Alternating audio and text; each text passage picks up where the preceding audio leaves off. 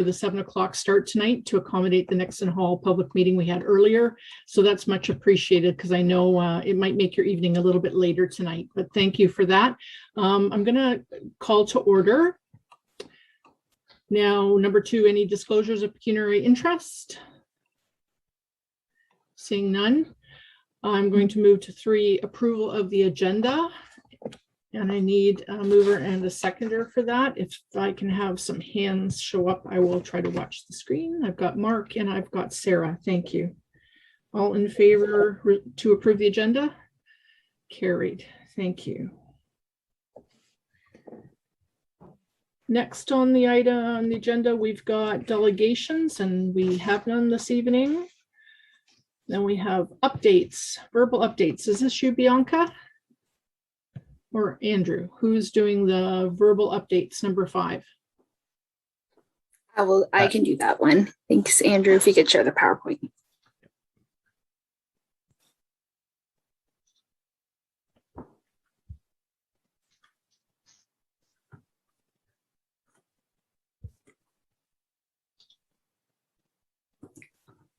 Thank you. So I'm just going to give a couple of verbal updates here. I'll stop at each one in case there's any questions.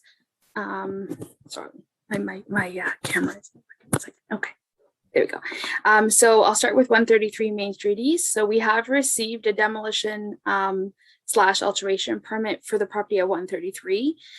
This application is for the full restoration of the heritage home and for the removal / demolition of the modern outbuilding, often referred to as the carriage house. This modern outbuilding is not an original structure, and it was built out of modern materials. Town staff have 60 days to review all the application for completeness, which includes a conservation management plan for the historic dwelling. This review is currently underway, and this will be coming to a future meeting for the Heritage Committee. So I'm not sure if anyone has any questions on that one.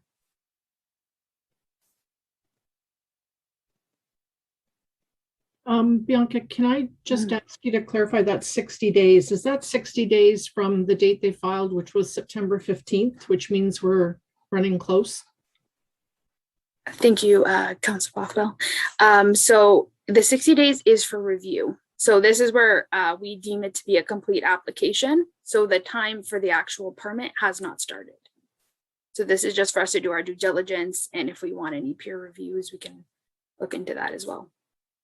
Okay, so from that 60 days, how much longer do we have to, like, depending on what we come up with? Is there any other due date or end date we have to be aware of? So once the 60 days has ended and we've deemed the application complete, then we have 90 days to actually review the application. And then during that time is when it comes to the Heritage Committee, and we'll have all those documents already reviewed and all of our questions answered from the staff perspective.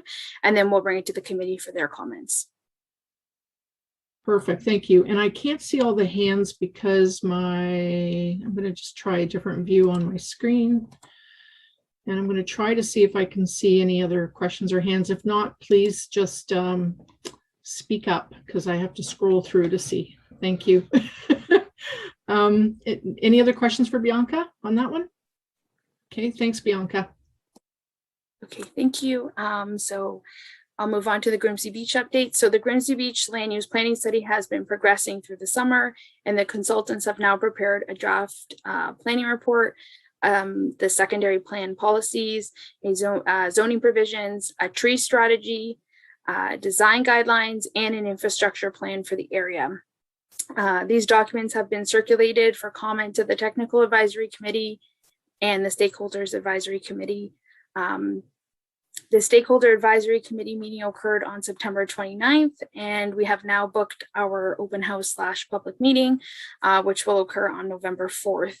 The finalized documents will be shared to the website 20 days prior to the open house public meeting in accordance with the Planning Act. And then prior to the open house public meeting, we will also be hosting a Zoom webinar, which will be held on October 26th. And that will be to answer some questions. And then all the feedback from the webinar, the open house, and the public meeting will be presented during the public meeting session. And then implemented into the report brought to council. And then we have tentatively forecasted a presentation to council in early December. And I will also note Indigenous consultation is underway. If anyone has any questions, thank you. Any questions from members on that? Kate, the pencil's by your teeth. Does that mean you have a question or you're just thinking? I'm not necessarily having questions now, but when we get to our schedule, like I do believe Grimsby Beach is listed there. If I have any comments, I will bring it up then. Thank you. Any other comments on the verbal update on Grimsby Beach? No, thanks, Bianca. Thank you, Chair Bothwell. So I'll move on to the Main Street East. So planning staff have been coordinating initial study materials with Stantec, including the GIS information, heritage documents for the designated properties and listed properties, and then all additional relevant information for this phase of the study. And then staff has also been working with Stantec to implement a Let's Talk Grimsby page for the community to share with the information, and updates on the project will be also updated on the Let's Talk Grimsby page. And then initial conversations have been held with Stantec on the preparations for the first public engagement session, which will be occurring on October 20th. Again, if anyone has any questions, thank you. Sorry, did you say October 20th, Bianca? Yes. Thank you. Thanks. Any questions from members on that item for now? No? Thank you. Was that it for verbal updates, Bianca? Okay. Yes, thank you. We'll move it down then. If there's no comments, I'm going to move down to business number 6A, the orientation presentation. Thank you. Through you, Chair Bothwell, I'm just going to start sharing the presentation that we prepared for you this evening.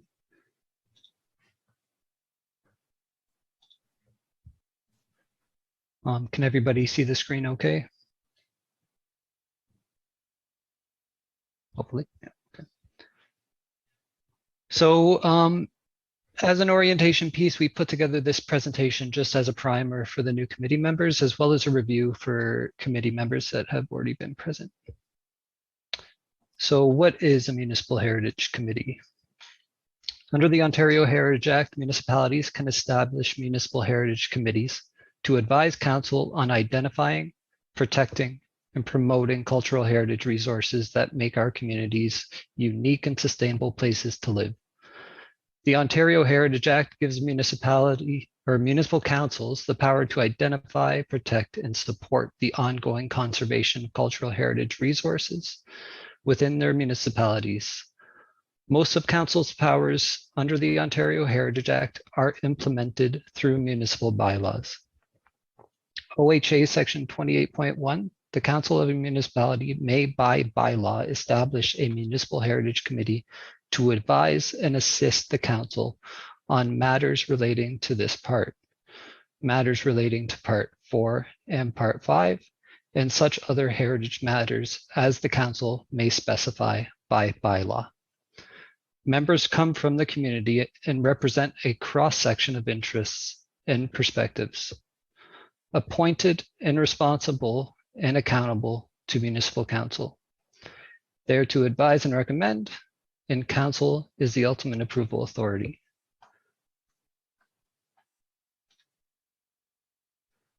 Statutory roles and responsibilities. Council is required to consult with the Heritage Grimsby Advisory Committee with adding properties to the Municipal Heritage Register, listing, designating individual properties or districts, removing properties from the Municipal Heritage Register, on applications to alter designated properties, on applications to demolish or remove, on applications to repeal designation bylaws, and on easements and or covenants. Additional roles that you will sometimes find within municipal heritage committees are They will perform surveys, inventories, and research on properties that they deem worthy to be included on a municipal heritage register, or properties that they would like to see designated under Part 4 of the Ontario Heritage Act. Community involvement and liaison with the community.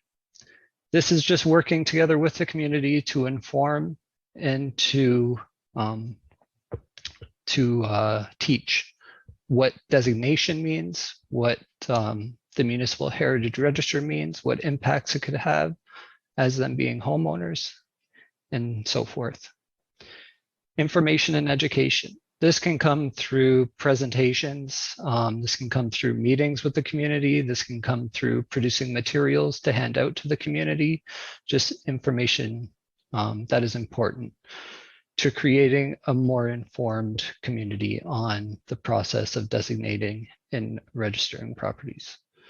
And also municipal planning. So they are responsible for advising council on bylaws. So in terms of designating properties, they would have to be bylaws prepared, and the committee is responsible for their recommendations to council as far as any municipal planning is concerned. The staff at the town of Grimsby have some resources for the Municipal Heritage Committee. As such, I've listed some on this slide. Within planning, building, and bylaw, you have Antonella Minicello, Bianca Verrecchia, and myself, Andrew Bowers. And you also have the town clerk's office, Sarah Kim, and Peter Todd. What is a cultural heritage resource? Cultural heritage is an expression of the ways of living developed by a community and passed on from generation to generation, including customs, practices, places, objects, artistic expressions, and values, often expressed as either tangible or intangible. You'll also find that intangible is something that you can touch. It's the buildings, it's the gardens, it's the farms, it's the artifacts. Sorry, intangible are those that you can't touch. They're the stories, they're the people that came before us and the knowledge that has been passed down, and how can we as a community reflect those stories. So what is a cultural heritage resource? It's the built environment, it's the natural environment, and it's the artifacts. You'll see the built environment in the form of the train station and Nixon Hall. You'll see the natural environment in the form of the farms that were previously well adorned throughout Grimsby. And you'll find the Niagara Escarpment. Artifacts are things such as a delivery truck from a peach orchard, or artifacts found on a dig site where they are looking for archaeological artifacts. What is a cultural heritage resource? Cultural heritage resources include residential, commercial, institutional, or industrial buildings, monuments such as cenotaphs, statues, public art, their structures such as bridges, fences, water towers, and culverts, their natural features such as trees, vegetation, watercourses, their cemeteries, as well as the gravestones within those cemeteries, their spiritual sites, their ruins, their building interiors, and their archaeological sites.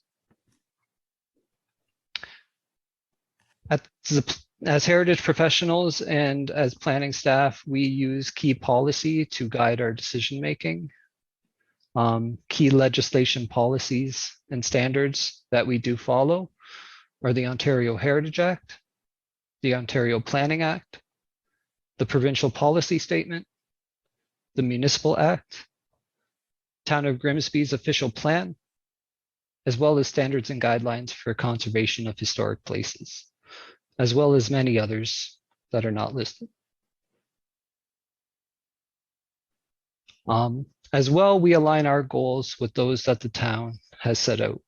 On December 2nd, 2019, Grimsby Town Council approved strategic priorities for the remainder of the 2018 to 2022 term. Within those strategic priorities, heritage and culture is one.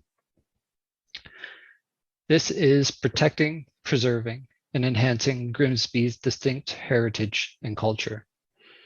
The priority initiatives are to develop a master plan using lessons learned and best practices in other Ontario communities, to build a pedestrian square as a gathering place that improves the vibrancy of the historic downtown, to protect the heritage and physical character of Grimsby Beach through the preservation of existing homes and innovative solutions for tent lots. Some of the benefits of conservation you'll find listed below as well. Conservation can be an incubator for small businesses. There's more labor intensive than new construction. Creates continuous and local employment by investing in labor rather than material. They promote local tourism by using the unique heritage to an area as an attraction. They increase economic competitiveness, promotes community pride and development, contributes to memory and identity, conserves embodied energy and reduces waste, and achieves social, economic, and environmental objectives.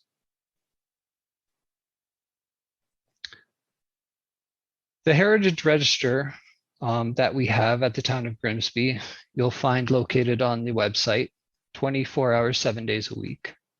Any property owners or anybody looking to see if their house is included on that register can find that whenever they need. The OHA requires municipalities to maintain a current publicly accessible register of properties of cultural heritage value or interest. This register must include all properties in the municipality that are designated under Part 4, individual designation, and Part 5, which is district designation. But Grimsby as of yet does not have anything designated under Part 5, but the Main Street East HCD study is currently underway. These may also include property of cultural heritage value that has not been designated, which is commonly known as listing. Designated, so these are designated properties. Section 29 is for individual property designated under the Ontario Heritage Act, and Section 41 is for heritage conservation districts. Designation confers a legal status on a property by a specific town bylaw under the Ontario Heritage Act. It gives town council legal authority to refuse an application that will adversely affect the property's heritage value and attributes. Heritage attributes are items that contribute to the property's cultural heritage value or interest and must be retained to conserve that value.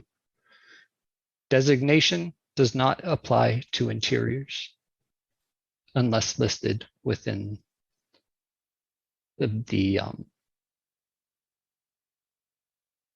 attributes. Subject to heritage permit process for alterations that may impact heritage attributes. Applications that impact designated properties may require special studies, i.e. a heritage impact assessment. And designated properties are eligible for grants currently at the town of Grimsby. Some points of clarification that we wanted to clear up during the presentation. Properties of any age can be designated. There is no timeline that a property has to pass in order for it to be considered for designation. Additions do not need to be in the same style as the designated structure, although it is highly recommended that they are in kind to the designated structure. Historical architectural styles should not be duplicated. This is also known as a falsification of heritage. Property insurance is currently a problem within the field. This is actually a very big problem within the field and may have severe impacts on how the field moves forward. Heritage home ownership is very costly. It needs to be recognized that the homeowners of heritage properties do have a hard time sometimes upkeeping the properties due to materiality and due to finding individuals that are able to perform the necessary repairs. Trees should only be considered for designation if they directly contribute to one of the 906 criteria that need to be met for a property to be designated. Heritage designation applies to real property. Adaptive reuse of buildings is important to giving historic structures new life.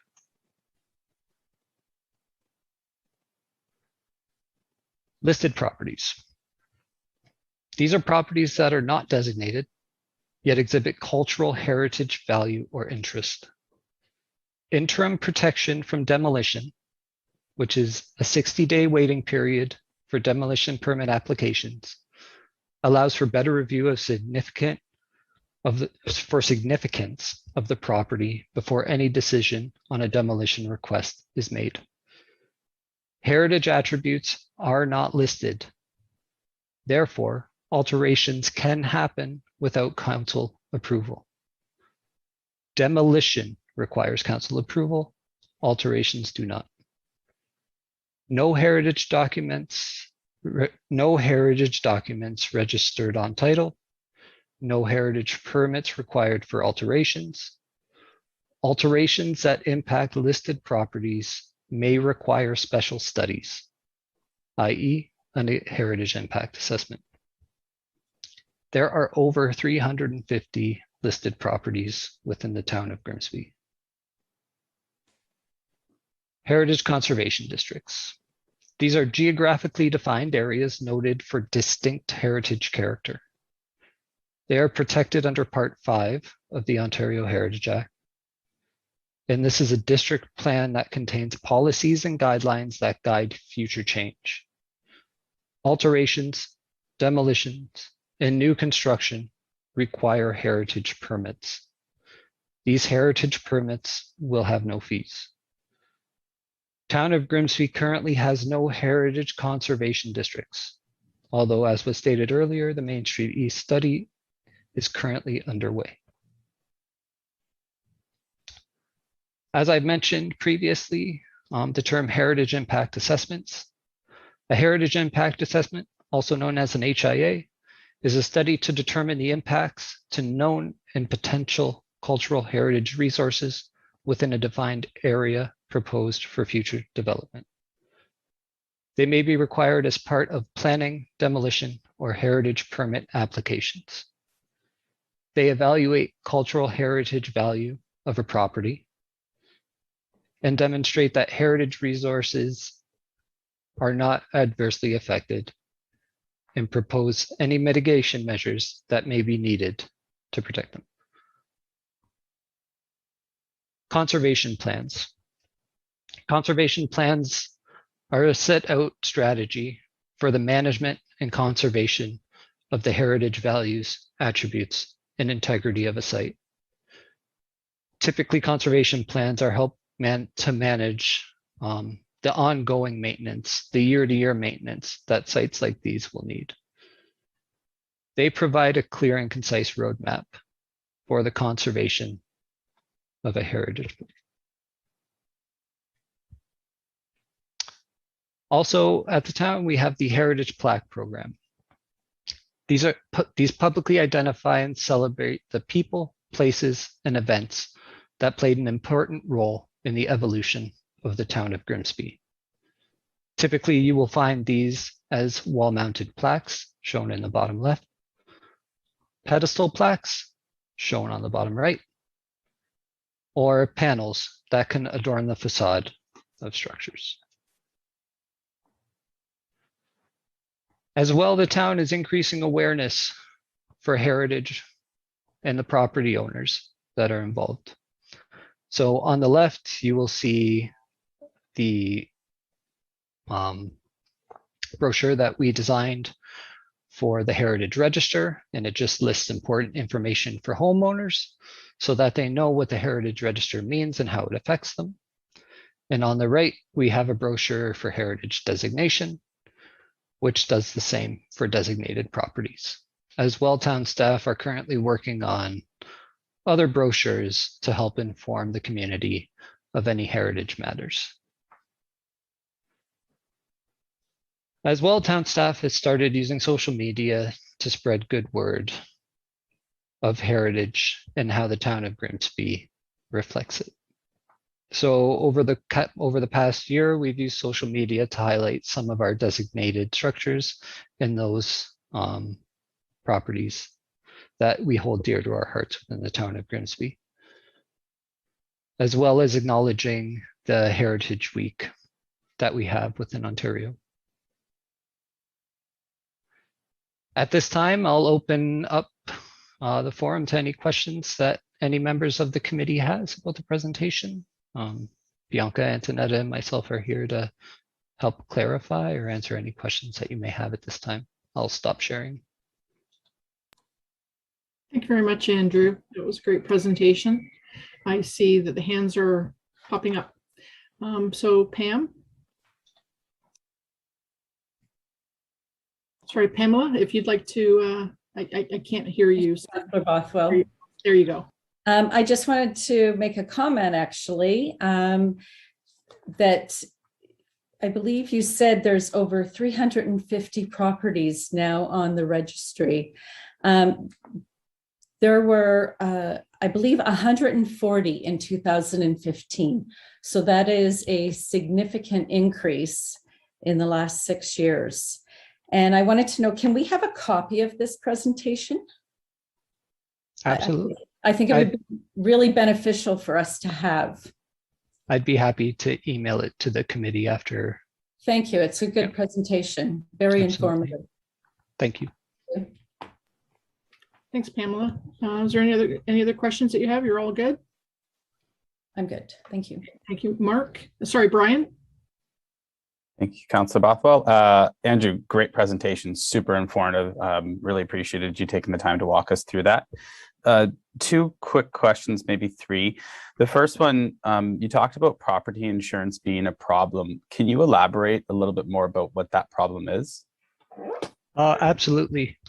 So currently, I would say Bianca and I field phone calls probably about, it feels like once a week, in terms of property owners not being able to get property insurance for reasons other than the fact that their home may be listed on a register, it may be designated, or it may just be of an age that the insurance company doesn't want to touch. And because there are little to no regulation around them doing such a thing, it's well within their rights to do that. Okay, thank you.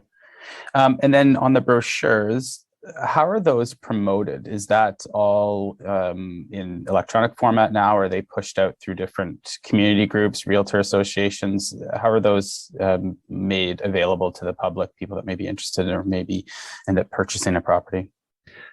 Currently, they're available to anybody that may email us with an inquiry as far as having a listed property or having a designated property.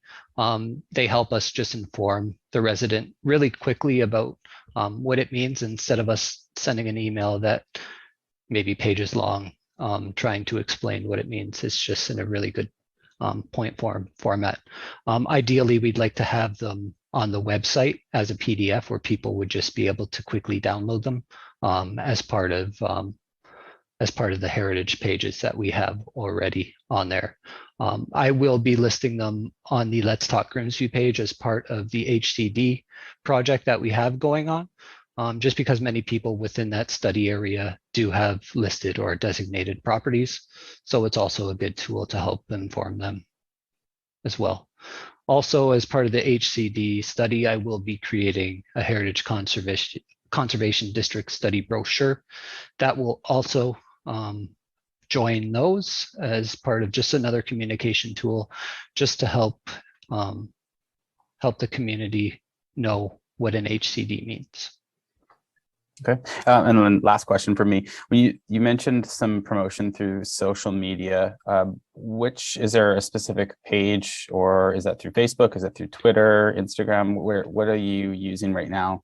So currently the town of Grimsby has Twitter, Instagram, and Facebook. And when we do a post, it should be reflected on all platforms.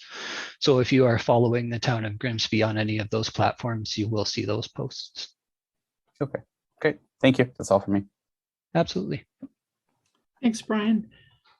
Just to add to that, Andrew, so when you get, it would be really interesting to get some feedback from our current designated property owners as to how they succeeded in getting insurance, and probably make an excellent resource if they were willing to share the companies that are favorable to homes that are aged and historic and heritage. So it'd be great to hear from them the success stories of the companies that are actually supporting heritage in the insurance industry. So that way it would probably help you, because every time you get a complaint, you'll have a nice answer saying, here's 10 companies that are willing to help you out.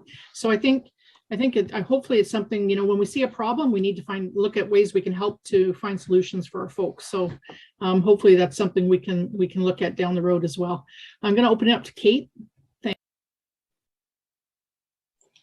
On the same subject of insurance, when we started working on the Grimsby Beach land use study, prior to that, when we were looking at getting an HCD, the subject did come up with concerned residents that they had heard that insurance was difficult to get when you had heritage properties, or if we were going to designate the area. And I and one of the designated properties in Grimsby Beach from the 1870s called their insurance provider to ask questions about that subject, because I have insurance. It's not expensive, and she has a designated property and her insurance is not expensive either.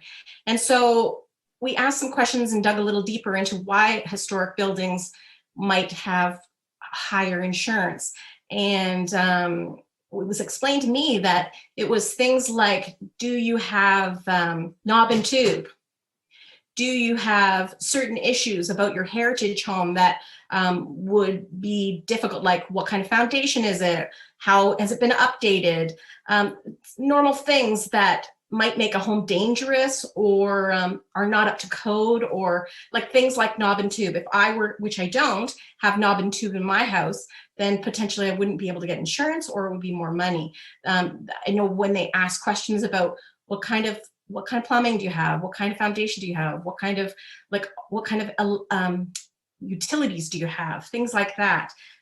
So that's what they explained to both of us, so that we can bring it back to the residents, to who all were living in 100-year-old plus homes and having insurance, from the standpoint of a designated home and a non-designated 100+ home. So I think it's more detailed than that it's difficult. I think that we can have that information, possibly research it a little bit more and ease people's minds, because I don't think you can really, I think we've got a lot of historical homes here, and I'm sure most of them have insurance.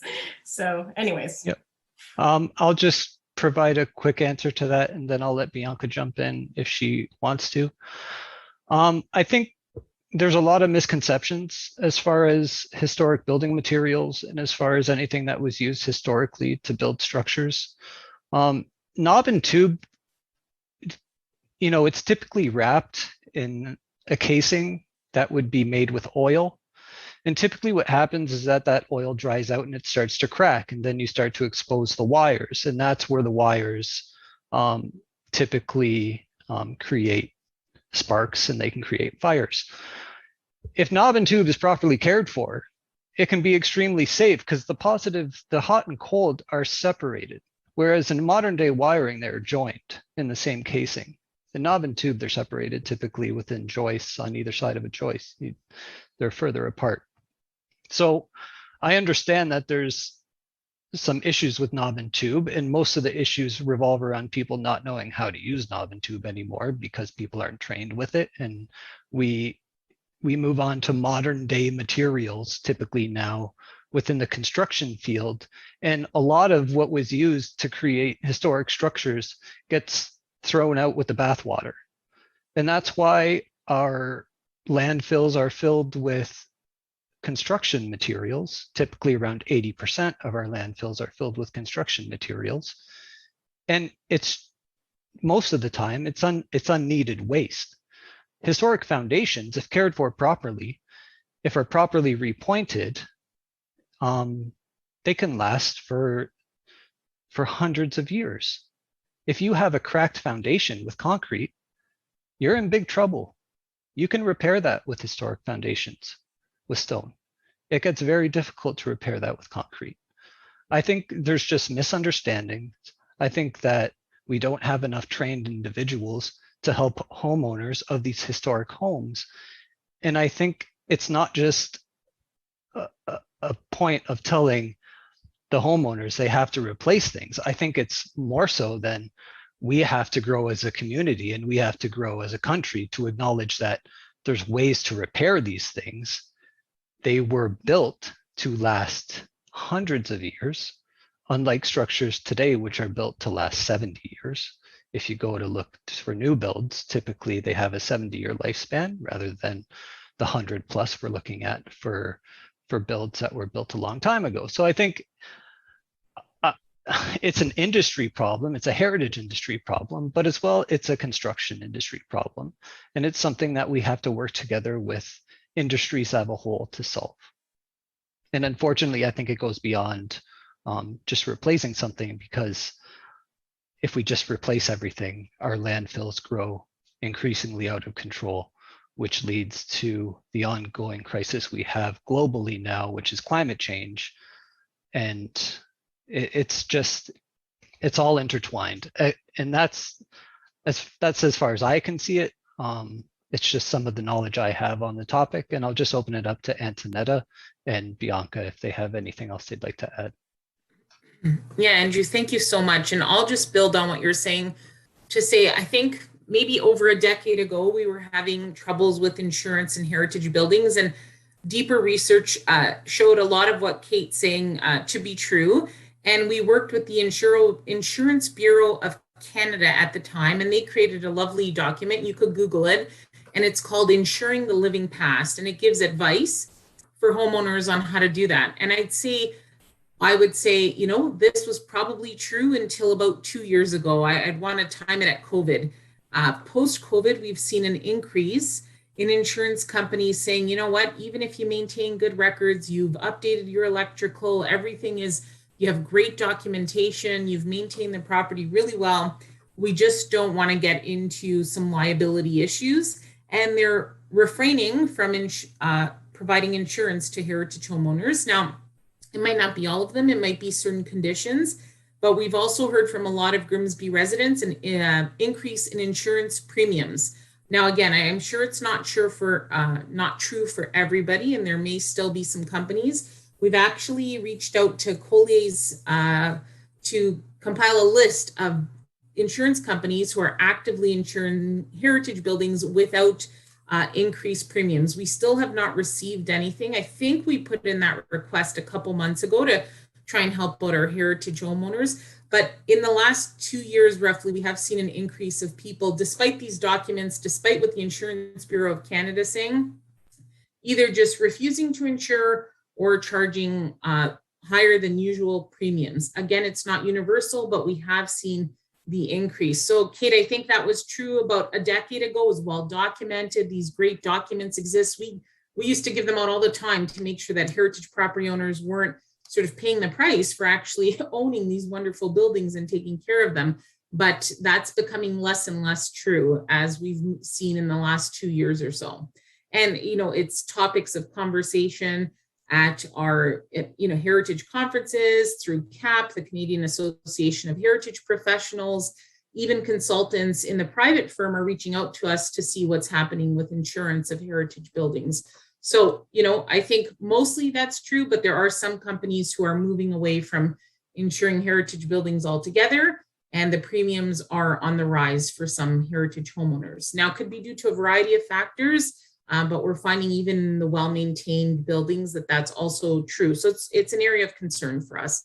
But I think, happy to print out copies or even put on our website, Heritage Properties Insuring the Living Past by the Insurance Bureau of Canada. I'm just noticing that this is not as true as it was a few years ago, unfortunately. Thanks, Kate. I'll just, if you had any other questions or comments, I'll go back to you for a minute.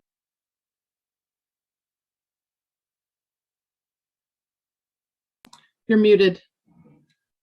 You're muted, Kate.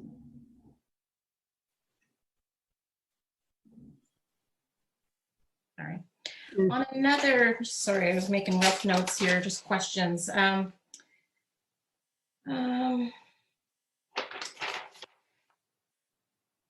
So heritage districts that we don't have any of, protected under the Part 5 of the Heritage Act. Can you explain what that means?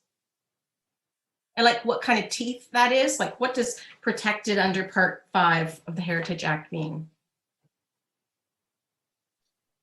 That's for heritage districts. Yep. The easiest way that you could look at it, and the way I could explain it easiest, is that it's designation of an area. So the same things that hold true to a designated property would hold true to that area, with a set of guidelines that you would follow when constructing, or when putting in additions, or when doing any of those things. So any property within that area would fall under the same demolition controls, alteration controls, or anything that a designated property today. Yeah, that's the best way, the easiest way I could explain it for you. Okay. I also, so I didn't get to screen capture it so I could write it down exactly. You had a mention of Grimsby Beach, and I remember reading the same line in the report that we just got, the stakeholders got, and it's something like creative redevelopment and infill of Grimsby tent lots. Yep. Do you remember that in your presentation? That was in the council goals and objectives. I believe I can bring that back up if you'd like to see it. Yeah, so just to jump in there, Andrew, that was directly from the council strategic priorities that council put together, I think from 2018 to 2022. That was the strategic priorities that council put together. That is also a publicly available document on the Town of Grimsby website. Okay, okay. And so what does that mean to you, Andrew? Creative redevelopment and infill of Grimsby Beach tent lots? Just curious. I think they wanted to, at the time I wasn't here, so I can't speak to the reasoning for the staff at that time. Unfortunately, I think they wanted to see what could be done in order to protect Grimsby Beach. I think sorry, Andrew, I'm just gonna jump in again at that's not staff's wording, it's council's wording. And yeah, I'm not sure what council exactly meant by that, but the study is playing out with direct input from the community.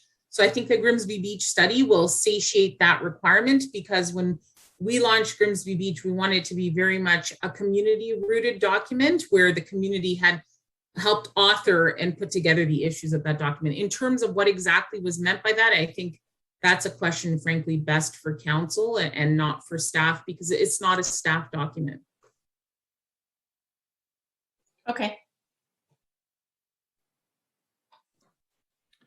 All good, Kate?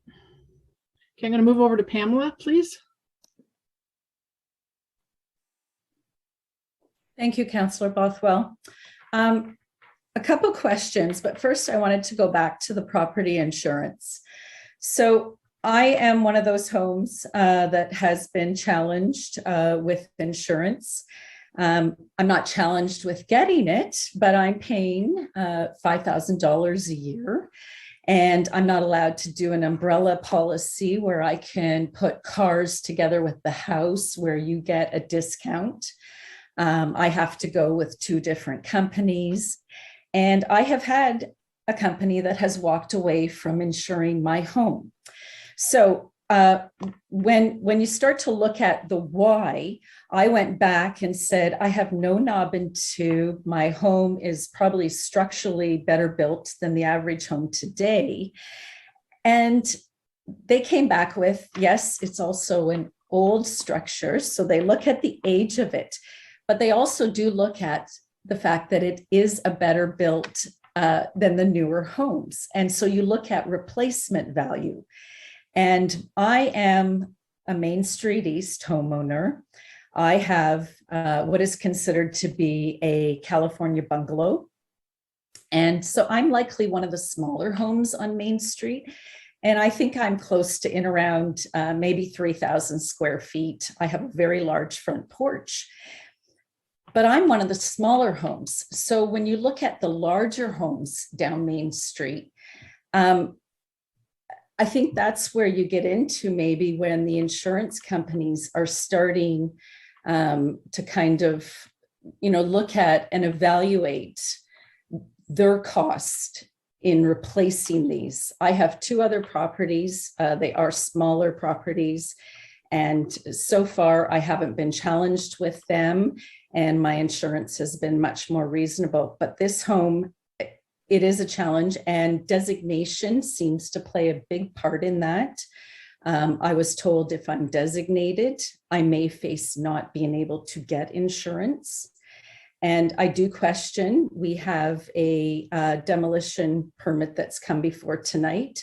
And I have to question if possibly insurance may be an issue. Like if they tell us why they've put forward with this, and I'm wondering if that is an issue. So I think the insurance is something we have to really consider when we're looking at this, and why it's important to involve the homeowner from the beginning. And then the other thing I wanted to ask was the permit application, designated versus non-designated. If we could maybe kind of have an outline as to what the different process might be. I think that might be something that helps homeowners. And then the grant process, and not just the process, but if there's, say, 2 homeowners that come forward, how you base your decision on choosing which one might be able to receive the grant. So those are just a couple other pieces of information that I think might be beneficial for us to know. And I really do appreciate this information session. So thank you. I just had a question for you. Just want to, Sure. If you can clarify. So with the insurance company, you know how you have that really unique stone fence along Main Street there that you've put a lot of money into repairing it? Do they look at that as part of the property and the replacement value as well, or any structures that you have on the property? So that's going to be a question. I'm coming up for renewal. And so that is going to be a question, because my fence is part of the region's property, as they tell me every time I call with a question or something. But I'm the one that's been maintaining it, and it's looked at as part of the property. The region has the right of way to it for the first so many feet. And the stone fence falls, I believe, right on the cusp of the region's property. Thanks. And I think when you mentioned the demolition permit, I think as Bianca noted, that demolition permit, the reason for it was it's the outbuilding on the Nels Grout property, and it's being taken down to allow for the development. I believe it's not as a result of insurance or anything or costs like that. That was the demolition permit that I think Bianca was referring to earlier. Okay. Right. Bianca, yeah, go ahead. Thank you, through the chair. So our actual permit is called Alteration / Demolition Permit. So that's the title. So one was submitted for the house, which is the alteration part. And then the other is the coach house, which is a modern building that was used, I believe it was a sales office for the development and behind. And that is all modern infill. So that is what they're demolishing, not the original. And then just further to I was just going to expand on the designation and why that changes it. My understanding is that it's the idea of it having to be replaced. So sometimes it helps to clarify that, and that we can work together on that, and how the replacement housing would be. And that's just to understand why, when it's designated, that's a trigger. That's where that comes from. Okay, so what do you yeah. mean on the replacement of the house then? Yeah, so the way the insurance is interpreting it is that the replacement would be the identical way it's built. And so that's why the premium is higher. Right. So if I have a pickup truck and I get into an accident, I don't want the insurance replacing it with a bicycle. So are you saying that homeowners could look at something and in terms of insurance and get lower insurance, but then, their home, they don't necessarily get the same as what their home is now, the way built the exact same? It would be, the intent is that it would be built the same. So that's why I guess the premium is higher. Yes. Yeah. That's my understanding. Yeah. Yeah. And I would want, if I have a pickup truck, I want a pickup truck afterwards because I'm paying the premium. I don't think the insurance companies would lower our premiums either and then say, okay, we'll build something else. I find this very challenging, and I do know the insurance, it's becoming less and less. For instance, I reached out to a gentleman here in Grimsby who sells insurance, and he could not help me. He said, I don't even have a company that will represent you. So I ended up with a company in St. Catharines, and I actually know someone else who is a lawyer friend of mine. So we talk, they have a heritage home and we talk quite often. And they ran into the same issue where their company up and said, we're not going to insure your home anymore. And the home is in good shape. Thank you. Thank you. I'm going to move on. I know this is a very, just a topic we're going to probably have a lot of more discussions about. And Andrew, you just touched on the tip of the iceberg there, and we've got the ball rolling, but we're going to move on. We got a busy night ahead of us. Pamela, sorry, I don't mean to cut you short. I know I appreciate your input into that, and Bianca as well. I think we're just going to try to keep the agenda moving a little bit here. And I'm just going to, Kate, if you had something else that you wanted to add quickly, and then I'm going to move along to I thought Mark had his hand up, but it's down, but Sarah's next. Thanks. I just wanted to ask Andrew, it says additions to designated buildings should be in kind. So if I want an addition built onto a designated building, can you explain what this means? What does that mean in your opinion? Just curious. So if a building so in my opinion, you'd want to know what the original structure was. So whenever you're adding an addition, you want to know, if you're a passerby, that it's an addition. If you're looking at the house from the public realm because you're not invited onto the property or you're not invited into the house, anybody that's looking to maybe add that to maybe add it to the designation bylaw should know that it was an addition and therefore probably shouldn't be seen as part of the original structure. So that's why you would do it in kind and not replicate what the original structure was. Yeah, Kate, I'll just build on Andrew's point real quick. There's a lot of guidelines around this. It needs to be compatible, but distinguishable and subordinate to the original building. So there's standards and guidelines around that. Are you having a hard time hearing me? You got jumbled there for a couple seconds and I missed what you said. Oh, sorry. So the building addition should be compatible, distinguishable, and subordinate. So you should never blur the lines between history and the addition. The original one should stand out. But again, these aren't our opinions. These are standards and guidelines in the field. So compatible, does that mean it should look historic or it should, oh, sorry, my dogs. It should look historic or like, what does compatible mean? Or should it be completely different? We can give you some visual examples from other places as well. But for example, if you had a brick structure and you needed to add an addition, it shouldn't be made of heritage brick. It should be made of board and batten. It should be made of a material that's different yet compatible. Stucco is usually a little frowned upon unless it's real lath and plaster kind of stucco. It's properly done. But there's all guidelines around what is compatible and yet subordinate to heritage structures. But if you had brick home and you added an addition, it should never be brick. You want to see where the addition stops and starts. All good, Kate? Okay, I'm going to move on to Sarah Nixon, please. Thank you, Councillor Bothwell. And thank you so much, Andrew, for your really great and informative presentation. We all really appreciated it. I have a question regarding intangible heritage. When you mentioned listing cultural heritage resources, you mentioned both protecting built heritage and tangible heritage as well as intangible heritage. I'm really interested in this, and I'm curious whether planning staff have encountered meaning being asked to, or if the community has ever put forward intangible heritage, wanting to protect it or designate it, and what that might look like. Thank you.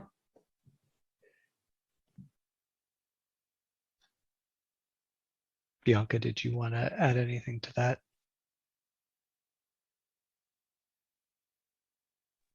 Sorry, Sarah, there's lightning, so I think my Wi-Fi went out a little bit there.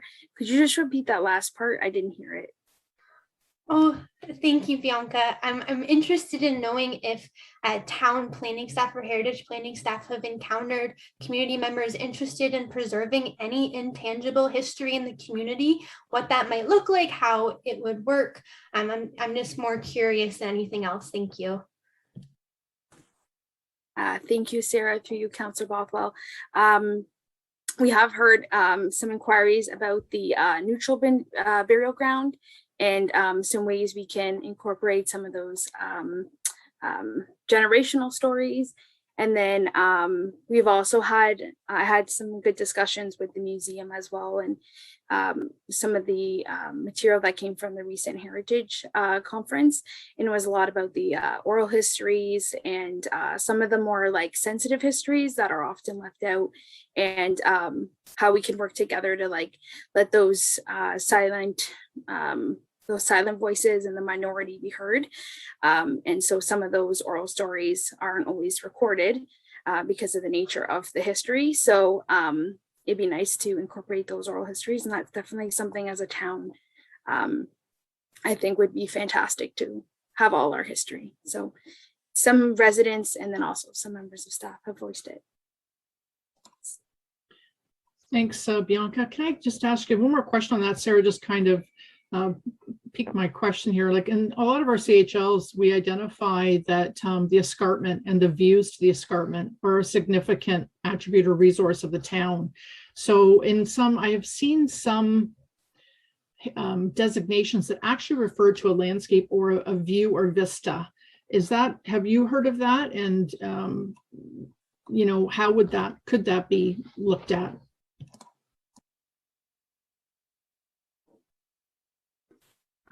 Thank you, Councillor Bothwell. So the notion of a cultural heritage landscape is, I would say, fairly a relatively new theory in the grand scheme of heritage conservation. And it's exactly that. It's the building's location within a streetscape, its connection to its area.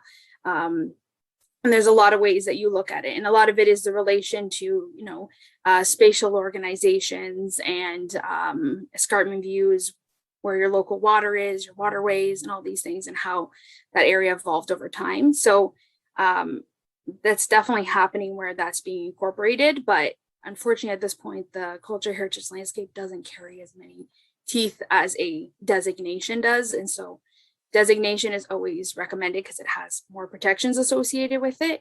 But you can have a CHL. So right now we have council identified CHLs. And so what we'd want to do as a next step would be vetting those CHLs, and then you would move forward with putting policies within your official plan that would basically strengthen those culture heritage landscapes. And then you would want to layer that with having individual designations as well. And so that way your views and your vistas along with your actual built heritage is incorporated. Great, that's a great explanation. Thank you. Pamela, you have another question? Thank you, Councillor Bothwell. I wanted to ask, we have the beach study being done and then Main Street East, and we look at for the HCDs, and then there would be one for Main Street West, the downtown. Can I ask, why was there not an area like Nellis Boulevard maybe chosen that is your area where every house on both sides of that street are consistent with an area that they reflect kind of a cohesiveness versus the beach has the interruption of maybe some newer builds in between it, Main Street East does, and some businesses. And I'm just wondering how it was those areas were decided maybe over an area like Nellis, because I think Nellis, if you look at the perfect area, it's kind of one of those areas. So Pamela, I'll speak to that because it was a committee decision, actually. The Heritage Committee reviewed the CHLs and reviewed the ones that were listed the priorities that they felt needed protection. So they wanted to put more teeth and strength into protecting areas that were at risk of intensification and development that might need protection. And that's part of what the heritage conservation is about as well, is looking at that. So there are many CHLs that incorporate the Main Street from east to west right through. They overlap. So the committee decided that it would be a priority to take east, then downtown, and then west, and tie them all together as a contiguous cultural heritage district because of the significance of that route, the impact of all the CHLs on it, and I believe the pressures that it was facing to protect it. That's the main road through Grimsby. So I think that was how the committee came to determining those three as priorities at the time. But anyone else can jump in and help me here on that. Anne, you want to jump in and just help me on that? Yeah, it was also the homes along Nellis Boulevard, a lot of them are designated. And so they already have a degree of protection that we found that homes in the other areas did not. Okay, well, the reason I'm asking is, so there was an open house this evening, and we look at Nixon Hall where it was designated, but still became very vulnerable. And when you look at the home, and I give credit to the homeowners, they're doing a significant job, but it goes to show you the significant amount of costs and labor and everything that goes into these older homes. And then the size of the property and the severing of some of these larger properties, how will that be impacted with an HCD or that? If you're maybe trying to, we do have an infill, and you do look at some of these larger properties, and they're likely ones that there should be maybe some homes intermixed amongst them, because they simply are extremely large properties. So how does that impact them? Yeah, Pamela, I understand you got some questions about that. We're going to try to stick to the orientation presentation and not deviate too far from it. So I think that kind of opens up a conversation for another regular Heritage Grimsby meeting. We're gonna move on from that, because I think you're touching on something that's just a little too deep for our presentation this evening. But I appreciate your comments, and I'm sure staff will take that back and we'll deal with it when we get into one of our next meetings. I didn't think it was deviating too much with the presentation. Sorry. Well, I think just getting into specific properties and how we're dealing with them with respect to open houses and public meetings, that's something we can certainly deal with at a future meeting. So we hear you. I'm sure staff have got your comments, and we're just going to move forward on the orientation here, presentation. Sarah, did you have another question that you wanted to ask quickly? Thank you, Councillor Bothwell. It was just a follow-up to my previous question, if that's okay. Certainly. I thank you, Bianca, for providing your description and how people have brought forward with the intangible heritage and what the staff is working to protect it. I would just like a little bit of clarification of, so is it then possible to include intangible heritage in a designation, or like what Councillor Bothwell said about including vistas? Are those aspects that can be included in a designation? Or are you saying that it's best to kind of work with the larger community groups, the museum, for example, to kind of have larger programs that might be more interpretive to protect those aspects? I'm just looking for a bit of clarification of how that works. Thank you. Thank you for your question, through you, Chair Bothwell. The designation research report is where we can put as much information as we want. There's no like limit on it. So oral history is definitely incorporated. It's just at that point, sometimes the oral history or like the intangible heritage is harder to vet. So as much as it's so important to have it in there, you do need, and that would be considered like a secondary source. And I'm sure you know from the museum, but we have a secondary source, and then we have a first, I forget the name of it, but you have the initial evidence, which would be like an actual like deed or something like that. So all that is incorporated. And then that idea of like a view and a vista, that would be almost like there is a tools like the culture heritage landscape where it's specialized for that. So like, for example, our cultural heritage landscapes that have been identified in there, we have all those pieces, and it's like a layered approach. All those different items add to the significance of the CHL, but I think it's a layered approach. So we want to conserve the vistas, so we could use a tool such as a CHL, but then for actual teeth and like heritage permits and making sure that the actual built form is maintained, then you want that layered approach of having the designation, and then you can also layer in all that information inside the designation as well. And then also interpretive plaques would be another thing I would recommend. Thank you. Are you okay with that, Sarah? Okay. I don't want to shut down. Does anybody else have any other questions about the orientation presentation? Any questions with regards to the slides that Andrew was showing? I mean, if something pops up in your head later, we can certainly discuss that as well. I just want to have two motions here. I just have to pass one, which I forgot, for the verbal updates. So can I have a mover and a seconder just resolve that the verbal updates provided by staff be received? That's for the, thank you, Brian and Anne. All in favor? Thank you. And then I have a motion now, resolve that the orientation presentation provided by staff be received. And I need a mover and seconder for that one. Mark and Sarah, thank you. All in favor? I know, you're going to get you tired of your hands going up. Thank you. That's great.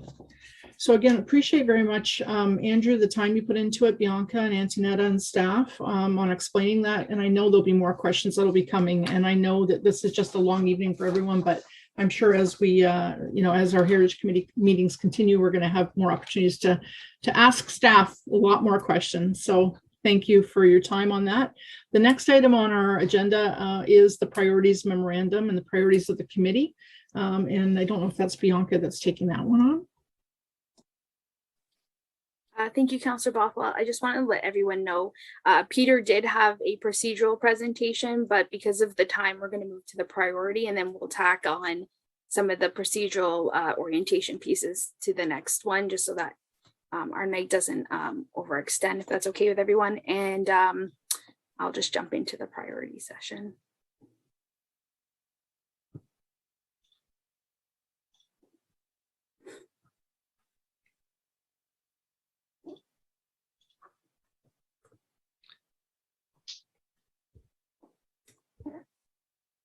Okay, so these are some of our accomplishments. I can quickly go over them. We wanted to share them. We talked about this one a little bit. So the recent update to the Municipal Heritage Register, which included 140 properties. And then we have our updated plaques, which are really beautiful, and we're looking forward to giving them to the new homeowners. So you can see the original design on the left, and then on the right, we have 2 examples of the ones that are now completed and ready to be shared with the community. So as we discussed as well, we have the Grimsby Beach land use study. This started as a CHL and then developed into a land use planning study. And this is one of the most integral collections of our heritage resources. So it's very exciting to have plans for this area and conserving the history. And then we have our Heritage Conservation District study that's coming along. And then I guess maybe we can go through these a little quicker, Andrew, but we have the communication tools we talked about. We put in brand new demolition protocols when we did the 140 properties to the register. So this just streamlined some of our processes to make it easier on homeowners. And now we have these flow charts to give out to our homeowners when they submit their notice of intention to demolish or alter the buildings. And then these are just some of our other accomplishments. So our first full-time heritage planner and dedicated heritage intern. We have a really strong working relationship with Willowbank School of Restoration Arts in Niagara-on-the-Lake. We have a great relationship with York University, and we've had a couple interns for them over the summer. We've conducted a full review with the Ontario Heritage Trust against our record of properties and theirs. We've obtained grants for our heritage resources. We've had 75 plus conversations with newly listed heritage property owners and met with them on site, had a lot of consultation. We've had 50 plus heritage consultations this year. We are currently digitalizing we've digitalized all the heritage bylaws. They're all on the website now. And then we are currently doing the AODA compliance for all existing documentation, which includes those tools that you saw, what is listed, what is on the register. So those are getting the AODA compliance for the website. And then we're also doing that for all of our designation reports. So those are, we're hoping to have those up on the website by the end of the year. And then since 2020, including some of our meetings being canceled due to COVID, we've produced over 50 heritage related reports and much more. So those are some of our accomplishments. Okay, so I'll jump into the priority session now. As you can see on the screen, this is the priorities of the committee. This is a work plan that was created in 2019. So what we've done is kind of go over what we've done and where we want to continue with it, and then we can see how that works into our new work plan.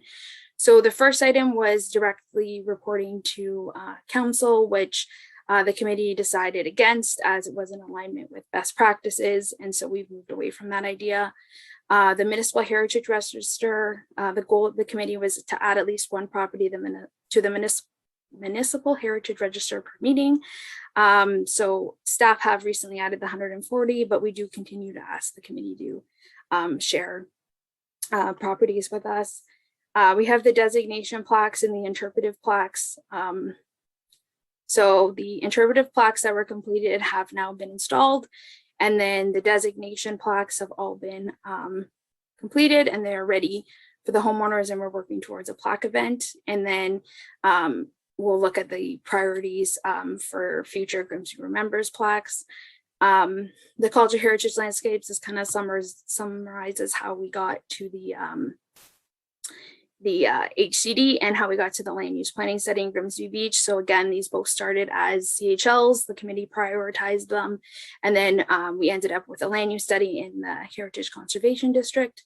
And then, and I'll just add the addition of the 140 properties was a strategy with the Heritage Conservation District study to ensure that there was protection while the study was being conducted. Then we have education and outreach. So we've created those brochures, and we encourage the committee to help us look at future educational things. Some things we were thinking like a window workshop where homeowners can bring their window and they learn how to restore them. And myself and Andrew are both trained on how to do it. So events, something like that.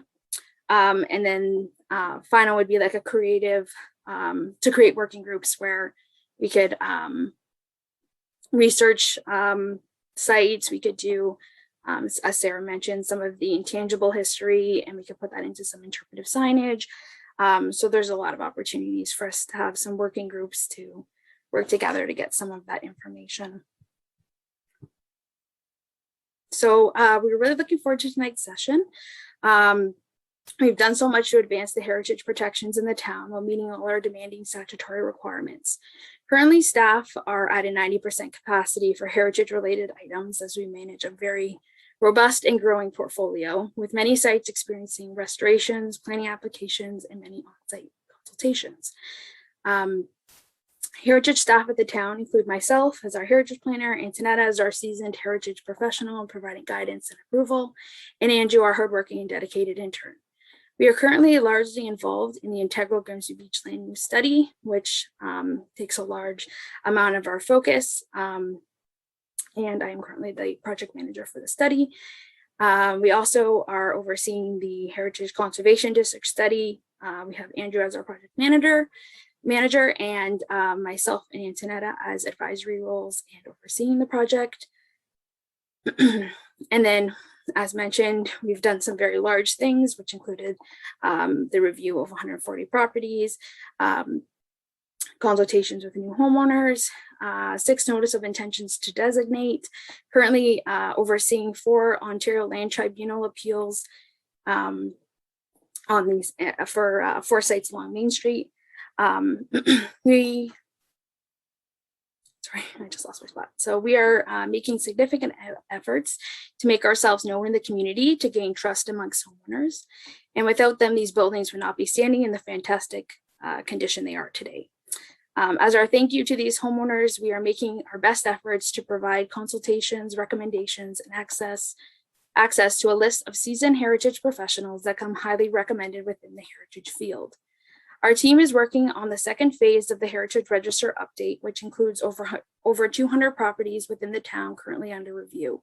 This is the proactive approach recommended within the heritage field, and we cannot do anything for these properties if they are not on the register prior to a demolition permit being submitted.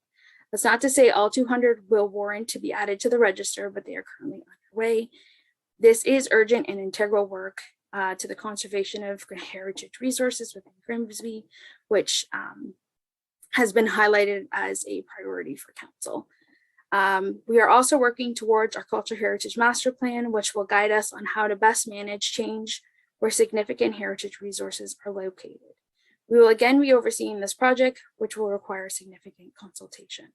Staff are actively reviewing removal requests, heritage permits, heritage impact assessments, conservation management plans, building permits for alterations, demos, designation research reports, etc. And thus we find ourselves here tonight to discuss how to prioritize all of these things. We wanted to give you, the committee, an opportunity to discuss items suggested by the committee for the last few years and work together to create a work plan to complete these items. This could include working groups for items such as a collection of stone buildings in the town, updates to our cultural heritage landscapes, looking at our natural resources, or we could look at workshop and community outreach and some commemoration plaques. With our current portfolio and team size, we are very stretched. Thus, many of these items will not be conducted by staff in a desired timeline, and thus we recommend that the committee prioritize these items and work together to move them forward. So on the screen, we have a list of the committee's responsibilities, and you're welcome to add to this list. Staff will provide reviewing and overseeing guidance for these items completed by the committee. You as a committee need to determine what your strategy is to ensure the conservation of Grimsby's resources, history, and where we want to place ourselves within the community. I look forward to these meaningful conversations. I do have questions ready to prompt to see where everyone's goals are and objectives, and then we can start adding them to the list. We've also provided some supporting materials within the agenda to ensure that everyone is on the same page, and we welcome discussion. So I'll start. It's okay with everyone. I'll start with the first question, or we can ask questions first. So maybe we'll do questions first. I'll give it back to Councillor Bothwell, and then we can do some polling questions. Thank you.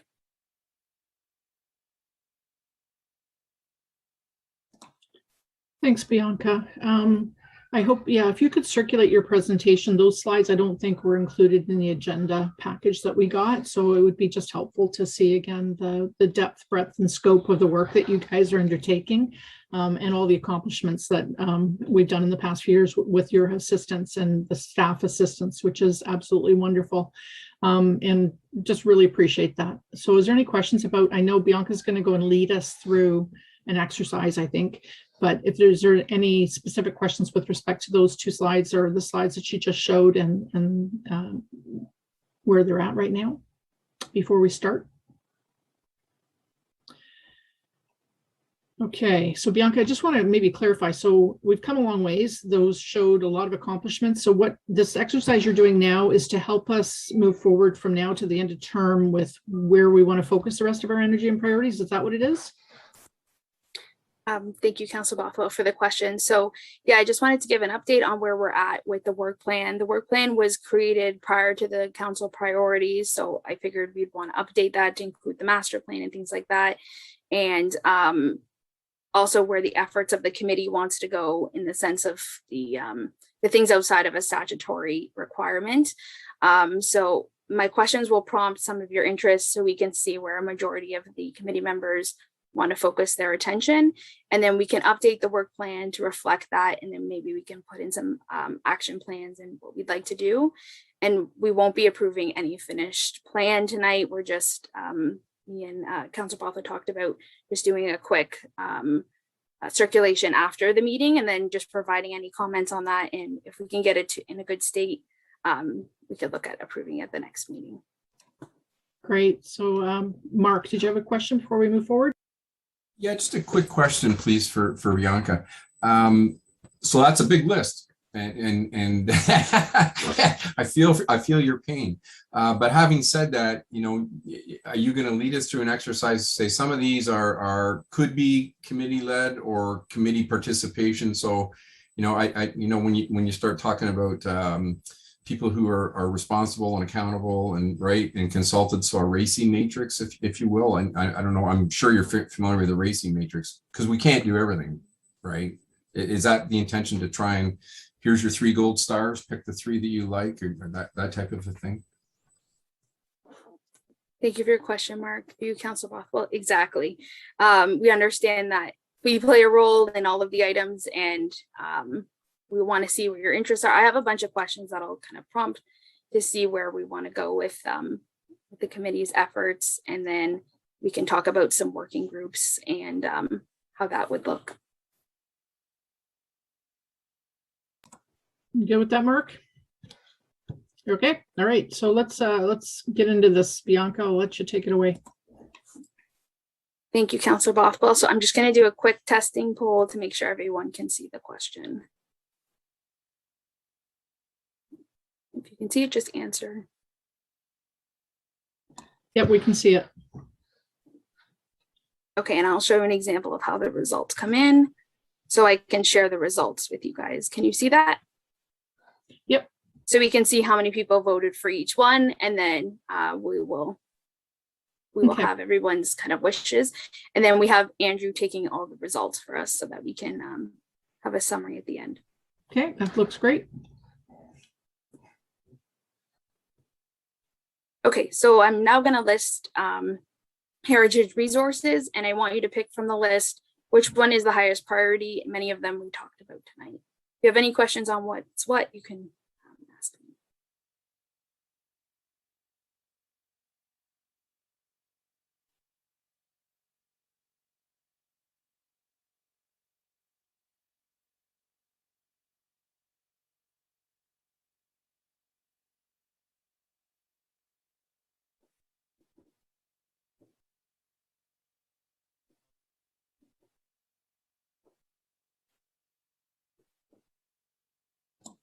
Just out of curiosity, Bianca, how many questions do you have for us?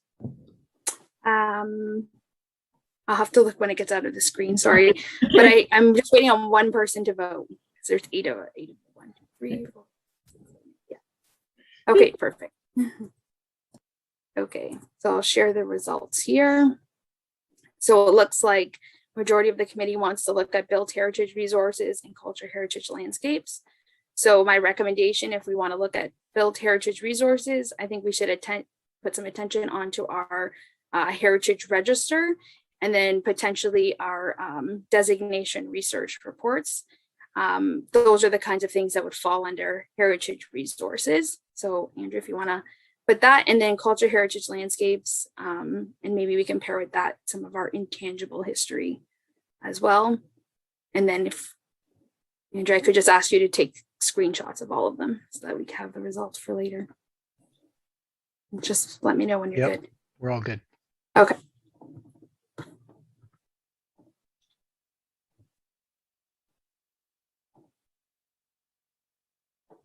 Okay, Council Walker, I have 6 more. Okay, so the next one is going to be, what are you most interested in? I tried to give examples for each one so that you can understand what I mean by each. And then if you have any questions, just let me know.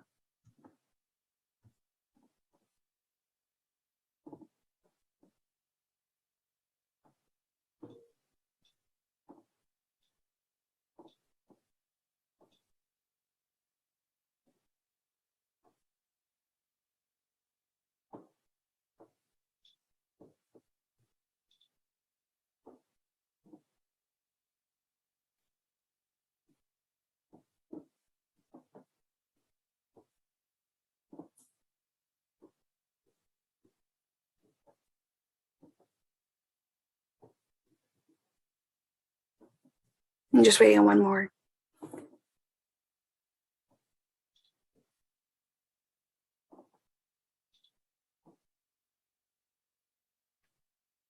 Okay.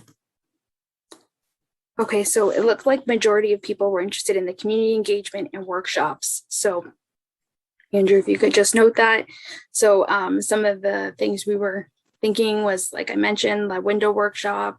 We could have like a restoration of old locks workshop. Those are some of the workshops we could do for the community. We could have a plasterer come. We could have a mason come and just, you know, teach these different skills to the homeowners. And that would be something that the committee could help lead and help us organize. And then it looks like we're also interested in some training and education opportunities.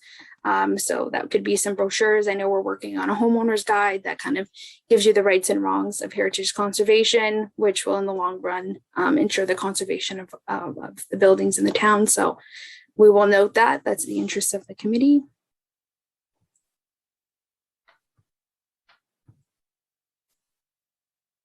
So this is another one about your interests.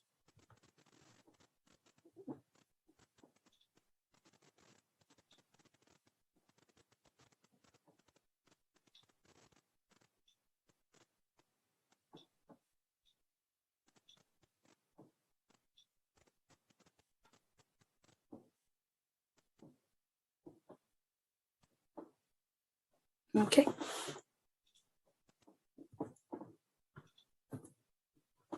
So our top is tour guides, information books, promotional material, and then correcting misinformation in the community. So Andrew, if you want to mark those down. And I think maybe another thing we can do additionally is how we can do these things. We can have some discussions on how we will do these things. So we'll have Andrew prompt us on some of these afterwards. You good, Andrew? Yep, all good.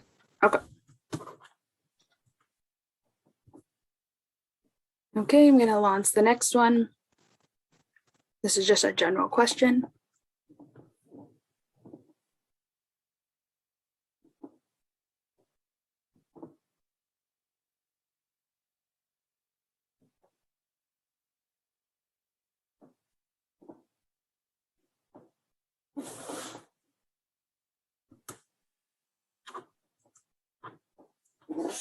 So good news, everyone is excited to get involved. So Andrew, if you want to write that one down. Yep, you're good. Yep, okay. Okay, this is another one for your interest.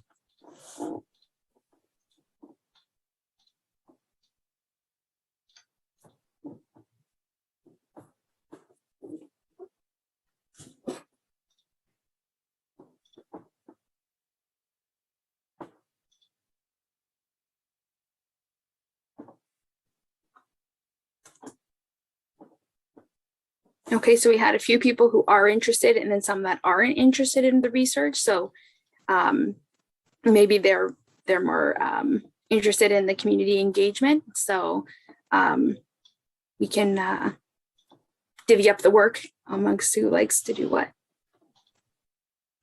I've got that one as well, Bianca. Thank you. Okay, I'll launch the next one.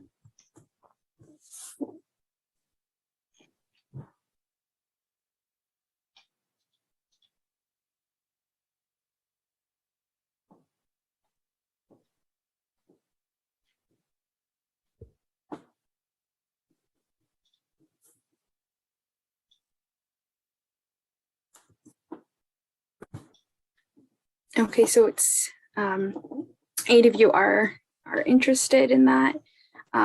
So there's definitely opportunities for that. So we'll just mark that down, Andrew. All set. Thank you. Thanks. Okay, and then this one is another one of what you're most excited about.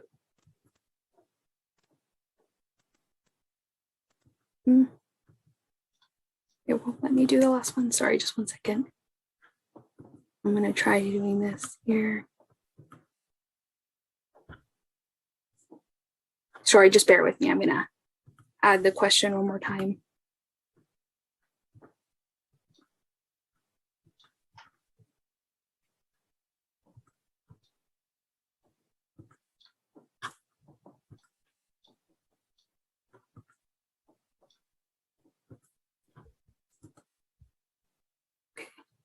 Sorry, I had to relaunch it so I could do the next one. Okay.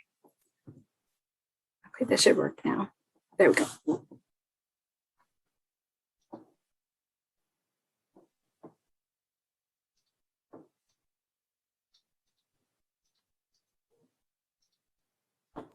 Can you pick more than one on this, Bianca, or can you only pick one? I think we can only pick one, but let me see if I can try to alter it if you guys want to pick more than one. Just because it says, you know, which of the.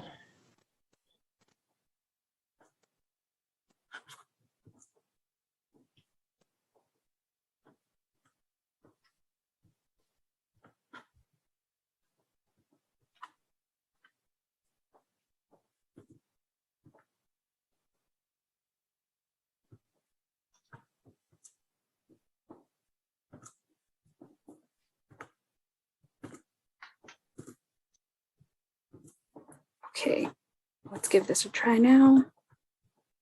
Okay, you should be able to pick more than one now.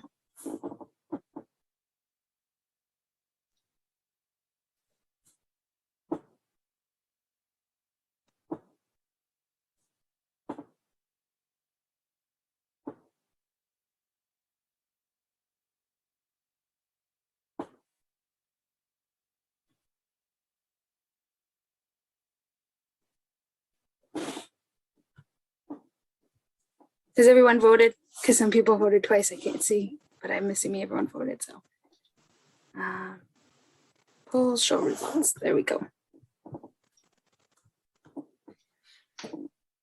So it looks like the Heritage Master Plan is our priority, and I think that's great because staff feel the same way.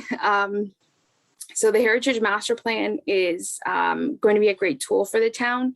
It allows us to identify all the areas of cultural heritage resources, and then it helps us come up with a strategy how to ensure the conservation of these areas. And that's where, to Pamela's comment earlier, how we decide on the HCDs and things like that, this master plan will help us to determine which ones are priority and need to be done right away, and then which ones can come a little later. It'll give us recommendations on tools to use for certain areas. And then I would say paired with that is our register updates. And that's kind of like that demolition control while these studies can take place to ensure the resources aren't gone by the time the studies are done. And then the heritage conservation districts are also something that's of interest. And I think that pairs nicely. It's slightly less in the master plan, so that'll pair nicely with the order of how things will work out with that initial plan. Okay, so I'm going to stop sharing now. And then Andrew, if you want to maybe give some feedback on some of the results you have there, maybe we can add the top items to the list, and then maybe I'll give you a second to add them to the list. If you want to start to the first one, we can have a discussion about it.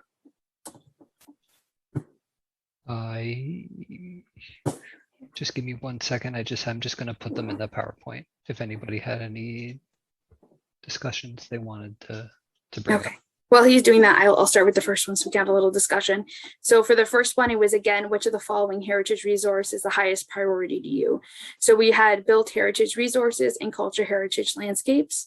So we can add that to the list, but I think as a committee, what would you like to be a part of for that? Bianca, I'm just gonna comment on that one. The CHLs, because we heard as well from you, and we've heard when the CHLs were created in 2015, that it's really important to get them in the official plan. The region's redoing their official plan right now. We have to come in conformity with it within 1 year. They're going to be finished in July 2022. So if we were looking at incorporating CHLs into our official plan, what do you see as a timeline, and how would we go about doing that? Thank you, Councillor Bothwell, for the question. So the thing we would want to make sure is in the official plan is that we are strengthening the CHL with provisions. And so we would give more strength to a CHL. So that's the way the protections would come. And then we can establish CHLs within the community. And then those policies would help us to provide additional protection to those actual areas. But the council identified culture heritage landscapes, and this kind of speaks to where we were last time. They need to be vetted. So last time we had decided we were going to vet the downtown and then the Grimsby beach. So we went a different route and went to the different studies. But that's something we need to look at again, which CHL we would like to vet if we want to go that route, or if we want to look at additional ones. That's how it would look. And then we would do our part on our end to make sure that the policies are echoed in the official plan. Because right now all we have is the PPS, which needs to be strengthened by our OP. So maybe I'm just confused because we didn't actually incorporate the CHLs. We actually moved them into one is an HCD study, one is a land use study. So if we were looking at in just strengthening the CHLs within the official plan as a CHL on its own, and giving it some type of urban guidelines and design guide in there, and some type of restrictions as to what you can and can't do within a CHL, we can do that in the official plan, right? But I'm just thinking timing, because we would have to pick and focus on which ones, or because that's a lot of work, is it not, as well, to put into the official plan to have that word? That would we need a consultant to help with that, etc.? Right. So it is a significant amount of work. We'd be looking at putting in general policies that apply to CHLs, and then you can have additional guidelines within an actual CHL that applies to that area. I think the thing to note is that how much teeth would that give us to conserve? So again, that needs to be paired with individual designations and things like that. So within a CHL, built heritage is only one of the pieces that is identified, but that's the one that can carry the most teeth in the sense of like individual designations. Because even with a heritage conservation district, by the time you have everyone on board, you end up with a lot of watered down policies. And so they still recommend individual designation inside of a HCD. So a lot of these things are layered, and that's when you can also look at a secondary plan, like we're recommending for Grimsby Beach, where you have additional protections, and then you still can look at those layered effects. So it's just a matter of having policies that we can enforce. So sorry, I'm just going to quickly, I don't want to let, I know members want to speak too, but so built heritage was 33%, CHL 33%, and then our last question, HCDs and master plans were way up there, 68, 67 and 78%. So HCDs, if we're looking at doing an HCD, we would need to set that as a committee priority, whichever one or whatever area we're choosing to do a study on, again, similar to what we did with Main Street East. And we'd have to get that forward to council as a recommendation, what, by December, in order for it to be considered for the budget? So I think the recommendation would be to move forward with that Heritage Master Plan, because then the Heritage Master Plan is showing us where the district should be. And then while we're waiting to do this study, we can pair it with a register update. So instead of doing any interim control or like heritage protection bylaw, we would be doing the register, which is essentially like a demolition control for our resources. And that's why myself and Andrew and Antonetta have done, we're looking at over 200 properties. Again, we're trying to do a blanket approach to the town so that when we do the master plan, nothing disappears while the study is underway. And then the study will tell us where our heritage conservation districts should be. And then from that, we can make our game plan on moving those items forward. So I think we would just really want to prioritize the register and the master plan right now if our focus is on built heritage. And the Heritage Master Plan, I think it was in the development charges, I think, as for funding through DCs. So we can't do an interim control bylaw while we're undertaking a Heritage Master Plan, can we? Because it technically doesn't fall under the OHA or under the Planning Act, does it? Like, could we say that it falls into the OHA, or like, is there, if we did it under, I just don't want it to go like, I don't want it to be treated like a planning study, because it's a heritage focus, and we've got to maintain that heritage focus, right? Mm-hmm. But we don't have any while we're undertaking that study, the only protections you're saying we have are basically listing and designation for demolition control. Correct. So there is no ICBL or heritage control bylaw that we can pass for a heritage master plan. So our strategy is to go with the register update, which does give us demolition control for 60 days. And that's enough time to determine if we need to move forward and make an act on that site. So it leaves us a little less vulnerable while this study is underway. So yeah. Perfect. Thank you for that clarification. Anybody else want to ask Bianca some questions about, number one? We're only on number one still. Do you want to move forward? I'll let you take it over, Bianca. Sorry. Okay, I'll move to 2. So I'll just remind everybody again, probably easiest to do this. Oh, Andrew's got it on the slide. Okay, perfect. I'll stop sharing. Okay, so number 2 was, which of the following 4 items are you most interested in? So we saw there was a lot of focus on community engagement and workshops. And that's where we give the suggestions of doing like a wooden window, or we could have someone come in and do hardware. And we have a great relationship with Willowbank. And that's where we have access to a lot of skilled heritage professionals. So I think together we could work on potentially having like an event where, we have a bunch of variety of heritage professionals come, and then we just welcome homeowners to come and learn a bunch of things about their buildings. We could do something like that. We could have like an information night where we explain to them the difference between designation and the register. And then we could make a subcommittee. Our recommendation is make a subcommittee, and we can do outreach and education. And even if the committee wants to look at innovative ways to do these things, these are just some suggestions. And then we can work together to see with the clerk's department for available dates and things like that, and publishing. And I believe Brian has experience with communication, so maybe he can help us with the communication for the events. So those are just some suggestions. What we were thinking, some working groups for that kind of stuff. Thanks. Any questions, comments from the committee? I can't see hands, so you're going to have to just speak up. Sarah. Thank you, Councillor Bothwell.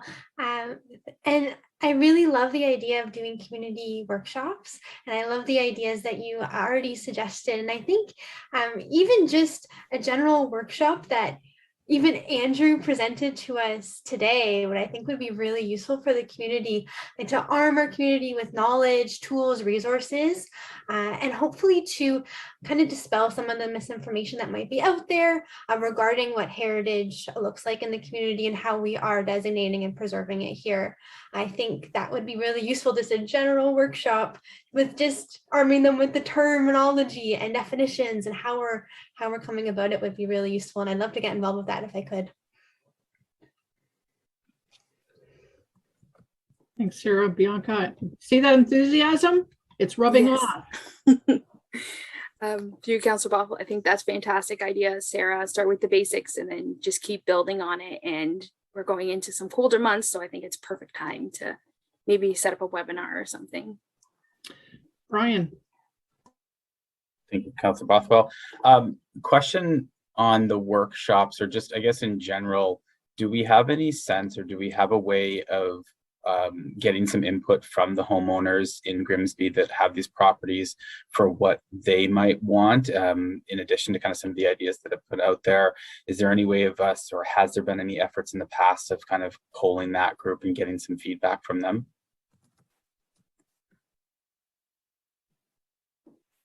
Through Councillor Bothwell, myself and Andrew try to see as many heritage homeowners as we can to provide that support, and great suggestion. And we've been kind of taking notes as we meet with them. We've gotten a lot of requests for wood windows because they can be very expensive to restore. The hardware was another example. Some people had asked about restoring their hardware. We've had questions on mortars and the appropriate mortars to use, and some different basics like that. And we've been compiling a list, but I think maybe even sending out like a thank you to the heritage homeowners, and then ask them to fill out a survey saying, we want to, educate you, we want to provide you with support, what are some of the things you need? I think that would be amazing. And maybe have a letter come from the Heritage Committee acknowledging them and thanking them for their dedication. I think that would go a long way, and then we could pair it with a survey. Hey, Bella, this is so bright. Go in your room. Yeah, and I agree totally. And what I would even add to that is perhaps highlighting some of the achievements, like that slide that you showed earlier that listed off all of the achievements was pretty powerful. And when I read in the one update on accomplishments or completion, there was a lack of engagement from the community. So perhaps just the committee can help lead with, here's all the things that has been done to support these efforts. And we'd like to hear from you, the homeowners, and we'd like to engage with you a little bit to get some feedback on how we can better help you, better serve you, while also achieving some of the objectives that we have. And I'd be happy to help with that one as well. Thanks, Brian. Bianca, go ahead. Great suggestion, Brian. I like the idea. And I know it'll go a long way with homeowners. Okay, I'm going to go to the next poll. Thanks, Andrew. So the next one was, Andrew,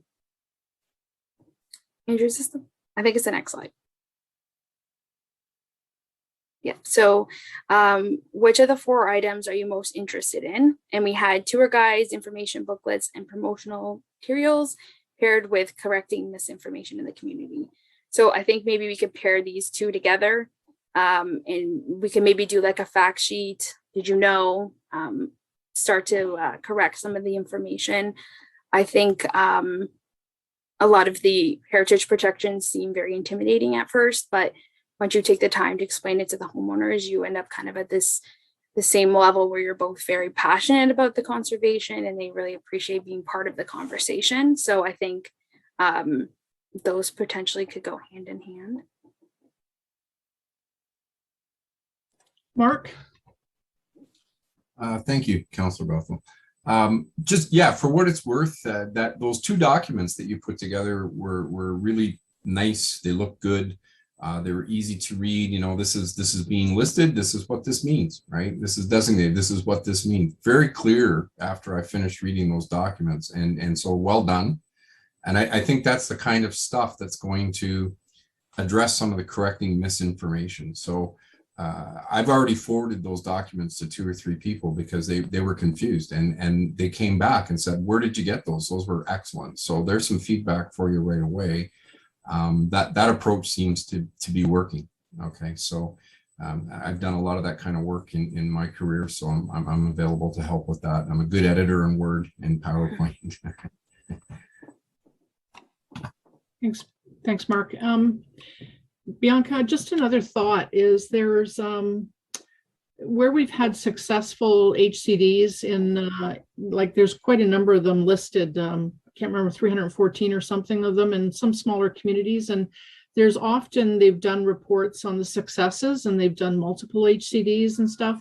And I think picking some good success stories from those communities to show how they have increased their economic development and pride in the community, and actually expanded to further HCDs because of the community embracing them and supporting them.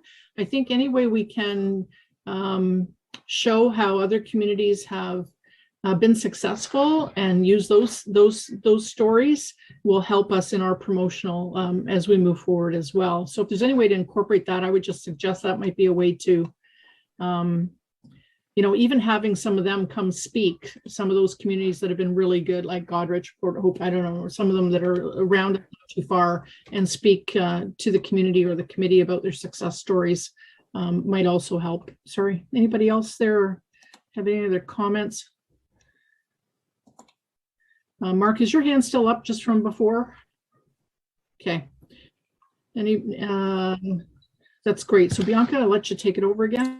Okay, and I was just going to add, when you're further to Mark's point about handing out the brochures, I think as a committee we need to really get that information out there as well. And I really appreciate Mark handing out the brochures. And we're thinking, like, we do have a farmers market on Thursdays, and maybe we could have a representative from the committee come and hand out the brochures. We have right now we have town hall closed, but different open houses, public meetings, things like that, we can help bring awareness and like have some meaningful conversations. But it sounds like with what Councillor Bothwell is saying, potentially maybe some like guest speakers or something like that, maybe to help equip the committee with tools when they're out in the community to be able to give the right information in innovative ways. And if Councillor Bothwell, that example you were mentioning with the HCD, if you want to send that over to me, I can take a look and see if there's something we can use in that.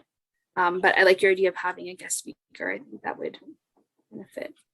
And I think if we can sort of maybe time our strategies and our outreach to coincide with, like, I don't know if there's a Doors Open this year, which because of COVID has been put on hold, and Heritage Week especially, and maybe, you know, if we set our targets to having specific events or outreach or education for those periods as well. Just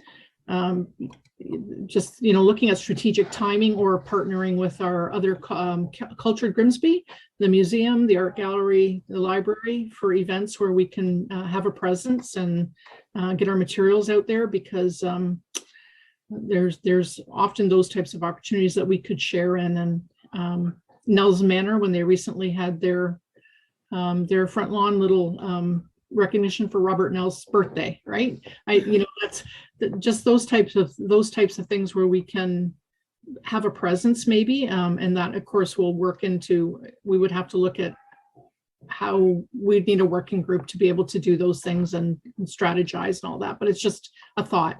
So, Pamela, sorry, go ahead. Thank you. I just wanted to mention I'm having the stone fence repointed, so I'm hoping to have it videotaped, the whole procedure of Calvin doing it. Bianca actually connected me to this gentleman. And so my thought was I'm going to have it videotaped, and then maybe we can share it with some of the homeowners that have stone fences or stone buildings. And that way, if they may be where they're getting to a point of needing it to be repaired, it might be an encouragement, and it might just be information for them on how to go about doing it. So I been in contact with Bianca over this, and I'll continue so that she knows when Calvin's here doing the work. That's And awesome. That's awesome, Pamela. Yeah. I think it's a good tool for homeowners to have, because when you find someone, especially in the trades, that is that highly capable, it's beneficial that you're referring those people so that these homeowners are on the right track and not getting someone who's going to cost them money and turn around and have to go to someone else if they've done it incorrectly. And I think many of us have experienced that, where someone comes with great knowledge and we find out they really don't have it. But so I think it'd be a good tool for some of the homeowners with the stone fences. So Thank you. you're welcome. Anybody else have any comments on where we're at? Okay, Bianca, I'll let you take it away. Thank you, Councillor Bothwell. So I have the next one here, which is research and designations. So I think these are both interest related. So we had some people who were interested in the community engagement events, and then we had some people interested in the research. So maybe we can use this data when we're creating the working groups. Maybe you could have a subcommittee for designation and research, and you know, we could create that working relationship with the archives and the museum. I think that would be great partnership, and the committee can get comfortable going and looking for the research. And then me and Andrew are happy to also help where to find this information and how to navigate some of the sources that we use. And then we can also share our template of the designation research report, and then happy to have the staff contribute once we have some material and we can give you some feedback and go over that kind of thing. And then the other one is about the heritage awareness events in the community, and seems to be a lot of interest in that. So back to you, Councillor Bothwell. Anne? Yeah. Anne, you can Yeah, go ahead. sorry. I just wanted to remind you, Bianca, I'm on the advisory board at the museum as well, so I can always help with some of the liaison. I know that you have a good relationship with them, but just a side note. Thanks, Anne. I think I see Kate. On the note about working with the museum, oh, sorry, through you, Councillor Brothwell, to Bianca or Anne. I spoke to a lovely gal at the museum one day about a project I was working on, some research. And she told me, I didn't end up going there in the end, but she had told me that I guess there's some standard payment for certain things, like if you want to research something or you want to pull information, something $5 or something, a search. Does that make sense to you? Like, I'm just wondering, she was saying that something like that to me, that if I wanted to get information from them, they'd charge through the museum, they would charge to get that information. Does that make any sense to you?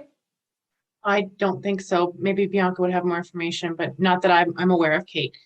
Unless they had to outsource the information somewhere and get it from somebody that they had to pay, but I don't foresee that. I've never heard of that, to be honest.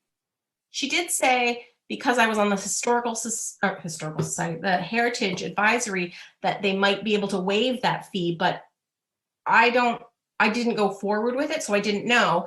And I just wanted to know if you knew anything about that. No, maybe we could talk offline, maybe, and you could give me a little bit more information and I could follow up.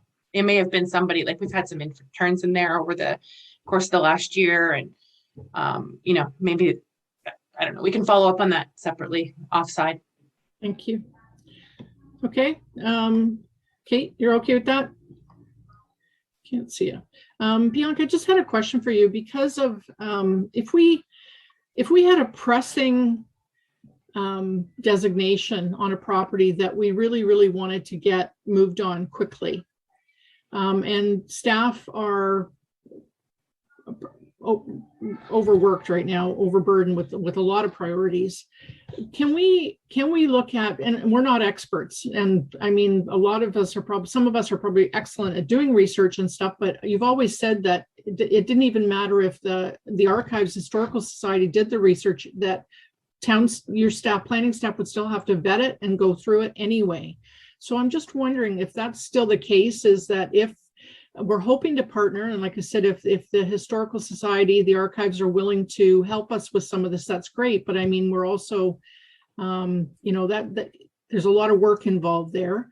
Can we look at a budget, increasing our budget in the next fiscal year to allow for a couple of designation reports to be done by peer reviewers, so that if we had a pressing one where we said, this property is for sale, it's a key heritage designated property in town, we have a really, we're not preventing development, and I know that you made this very clear, it's not preventing severance or stopping development, but it's protecting the attributes of those heritage attributes that we have in that property.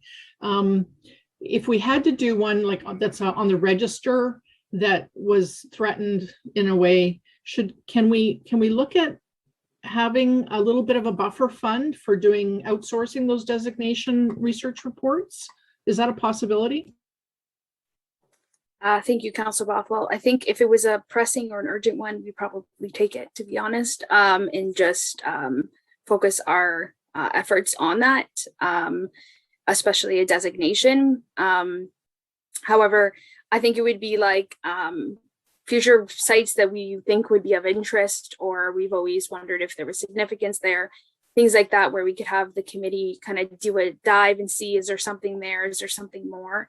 And then the whole documentation of where you get your records and things like that would be included within the report. And then we can go and find all of those sources. And then if we need to expand on it, we can. So I think it would be like wish items. I know there's about 5 kind of wish items designations that we had talked about that aren't urgent. If it was an urgent, we would definitely drop everything and focus on that, as it's the statutory requirements. It's more like those wish list properties, and it could be like the committee doing a deep dive to discover if there's something important there. And then if that's something we want to look at for having a retainer for a peer reviewer or a heritage professional to prepare that, that's something that the committee could look at recommending. But as far as an immediate, I think staff would act on that to meet statutory timelines. Thank you. Mark?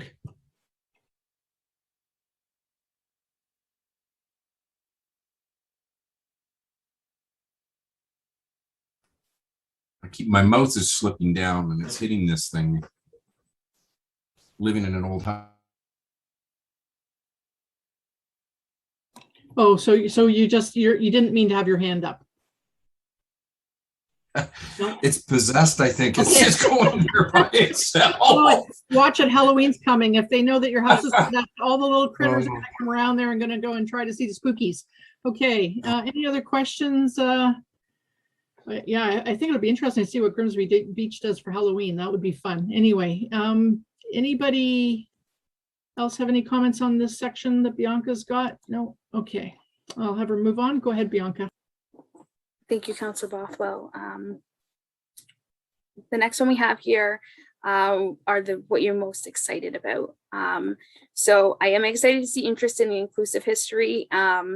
I'm going to be doing an update at the next meeting. I just didn't want to add more to the agenda, but we did have the Heritage Conference recently, and I'm going to provide the committee with some of the updated trends. And something that we saw was a big movement in the heritage industry is inclusive history of all cultural groups. So I'm excited to see there's some interest for that. And I really think as a community, we could be front runners in this and really make sure the whole story is being told. And we received a lot of tools on how to get this inclusive history.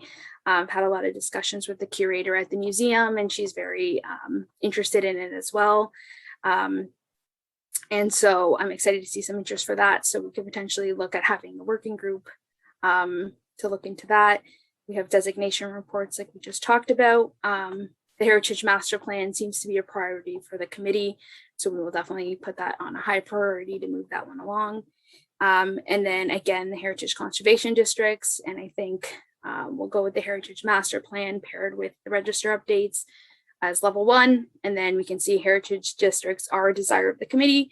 So we can see what the master plan recommends, and then once it prioritizes which ones need to be done, then we can move forward with the HCD that is recommended. I don't know if anyone, I'll pass it back to you, Councillor Cockwell. Thank you. Thanks, Bianca. Any questions on that one? It's the last one. Okay, so we all know what's important. We all know that was a great tool to help us, Bianca, focus our thoughts and energies. Kate, is the pencil in the air? Yes, it is. Go ahead. I'm jumping back one. It's just something that's been rolling around in my mind since the open house today for the Nixon house. And it's about priorities. It just connects to our priorities. And it was just a question I would love to direct to you, Bianca, through you, Councillor Bothwell. I believe it was the fellow giving the presentation today. He made a point that he felt that the designation of Nixon Hall needed to be amended to include a list of all heritage attributes on the property. And he said it because it was designated so long ago. And I started looking at our designation list quickly after, soon after that. And I noticed that a lot of our homes were designated in the 80s, in the 90s, and early 20s or 2000s. And the reason it was rolling around in my mind is because of the recent home for sale on Main Street East, the Boslow home for $2.5 million that was designated in 1986. And I went to the red designation report quickly after that this fellow said it, because he spoke to it a little bit about why it was important. And I looked at the report, the designated report for the Boslow house, and I wrote it down somewhere. It's on one of my sheets, but it basically said the items that are designated are the buildings. Like it said something like that, like any building, any built form. That's it. That was the only thing listed.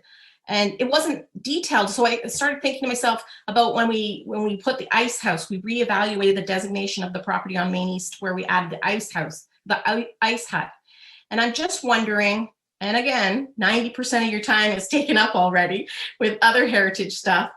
I'm just wondering, because of what the fellow said today, if revisiting some of these designation reports should be a priority too, with the pressures happening along Main Street East, when we haven't listed it. Like for instance, listing even the proximity of the building to Main Street, or like, again, I'm not a planner, I don't know a lot about this stuff, but like listing the property as it sits on Main Street East, is that something that can be something that is listed? It can, like the Boslow house could be dramatically altered if it just says built form, because it doesn't say proximity to the road, doesn't say any real details, right? And so I was wondering if that should be a priority also, to revisit, as this fellow felt it was a priority for the Nixon house, that maybe some of our old designations should be more specified. Like for instance, the Nels Grout house is potentially going to be lifted. It was suggested at one point, I don't know where it's at this moment, potentially lifted and moved towards the sidewalk, a big giant stone house. Is that something we'd want to happen to the Nels or to the Boslow house? I would not feel comfortable with that, so that they could make a big giant backyard and put a whole bunch of homes behind it. So I don't know if that is a priority also, to revisit previous designations that are older. Through Councillor Bothwell, I may answer. So yes, a lot of communities are in the same situation we are in. So the older designations, the best use of the Ontario Heritage Act is all attributes and elements visible from the public realm are designated. So heritage permits would be required for all those elements. It says the building, so that means the entire building. There's no specifications, and it means the building. So yes, it is a priority. And I think as a committee, we have to decide if we want to, so it wouldn't be a brand new designation. So this is what we did for the Udell House to add attributes. This was an older designation that didn't have listed attributes. So what we had brought forward was an amending designation bylaw. So the reason we want to go with an amending bylaw is that the original designation cannot be repealed. So the designation will stand. So these new bylaws come forward. You have a list of your attributes. They are subject to appeal. And now the way it works with Bill 108 is these bylaws will go to the Ontario Land Tribunal, and it's up to them. So at that point, that's when items can be removed if they desire it from the bylaw, and then it's illegal and binding. So now through the process before, I'll just reiterate for everyone, the process before was you move forward with the notice of intention to designate, then they have an opportunity to appeal the designation. We can decide, council can decide to go to the Conservation Review Board. The Conservation Review Board makes a recommendation, then it comes back to council and they decide ultimately to designate or not, and then they are the ones that approve the bylaw. So that was the way it was before. Now with the new bill changes, we serve our notice of intention to designate, they're welcome to appeal. Then we have to post our bylaw. Then they are welcome to appeal again to the bylaw. Then that bylaw is sent to the OLT, and at that point, they could remove, say, like the windows or something like that, and then it's legal and binding. So that's why we were hoping to get to a point where we have owner concurrence, and then we avoid those situations where we're putting the historic structure in a vulnerable state, where maybe the OLT deems that the wood windows are not appropriate for the bylaw, something like that. So we should also, while we're working on updating the bylaws, we should be working towards getting owner concurrence and including them in the process. But best practice of the act right now is that we can enforce all elements from the public realm are designated. And that's the same for the Nixon Hall property. And then as a heritage planner, my recommendation is always that, you know, if that setback of the house contributes to that main street, then we would say that scale, mass, and form contributes to the main street. And that's where you would want to include that in the contextual value. And then the contextual value from that setback is added into your statement of significance and then echoed through the attributes. So you can note those things within it. And then it's best practice that it's maintained if it's a piece of the story, if it helps to tell the story. So yes, we can update the bylaws, but again, we have to prioritize. So when we want to put our efforts into updating bylaws, then that's where we put our efforts. We're working towards getting owner concurrence. And then we maybe put a hold on new designations. Both are for the interest of the heritage resources. It's just one is, you know, strengthening one, and then another one is getting the ones that aren't protected. So those are just some suggestions, but the committee can talk about how we'd like to prioritize that. Maybe the committee can look at updating bylaws and working on the owner concurrence, and then staff can work on the new designations. Just try and like have both of us working at the same time would be a suggestion. Good, Kate, you're good? Okay. So prioritizing one of these, say for instance, one amended bylaw, would that be something that could come as a priority if, say, for instance, that designated property goes for sale, like the Boslow House, to amend it and establish that its place on the property is important context? Like, could you, like, as they come for sale, opposed to opening every single designated document and starting from scratch, could you not do one at a time, like now? Through you, Councillor Bothwell, if I can answer Kate's question. So in the case of the Bowles Law, if someone came in to do anything like you had proposed, move it, build something behind, that's where we require the heritage impact assessment. So if a house was put in front of it, that would be an impact to the heritage resource. So there's best practices within the field that would require these setbacks. It would require compatibility. It would require distinguishing, subordinate. All these things are best practice and recognized across the field. So if you had a heritage professional prepare an impact assessment and they said that that setback needs to be maintained, that one's a significant setback.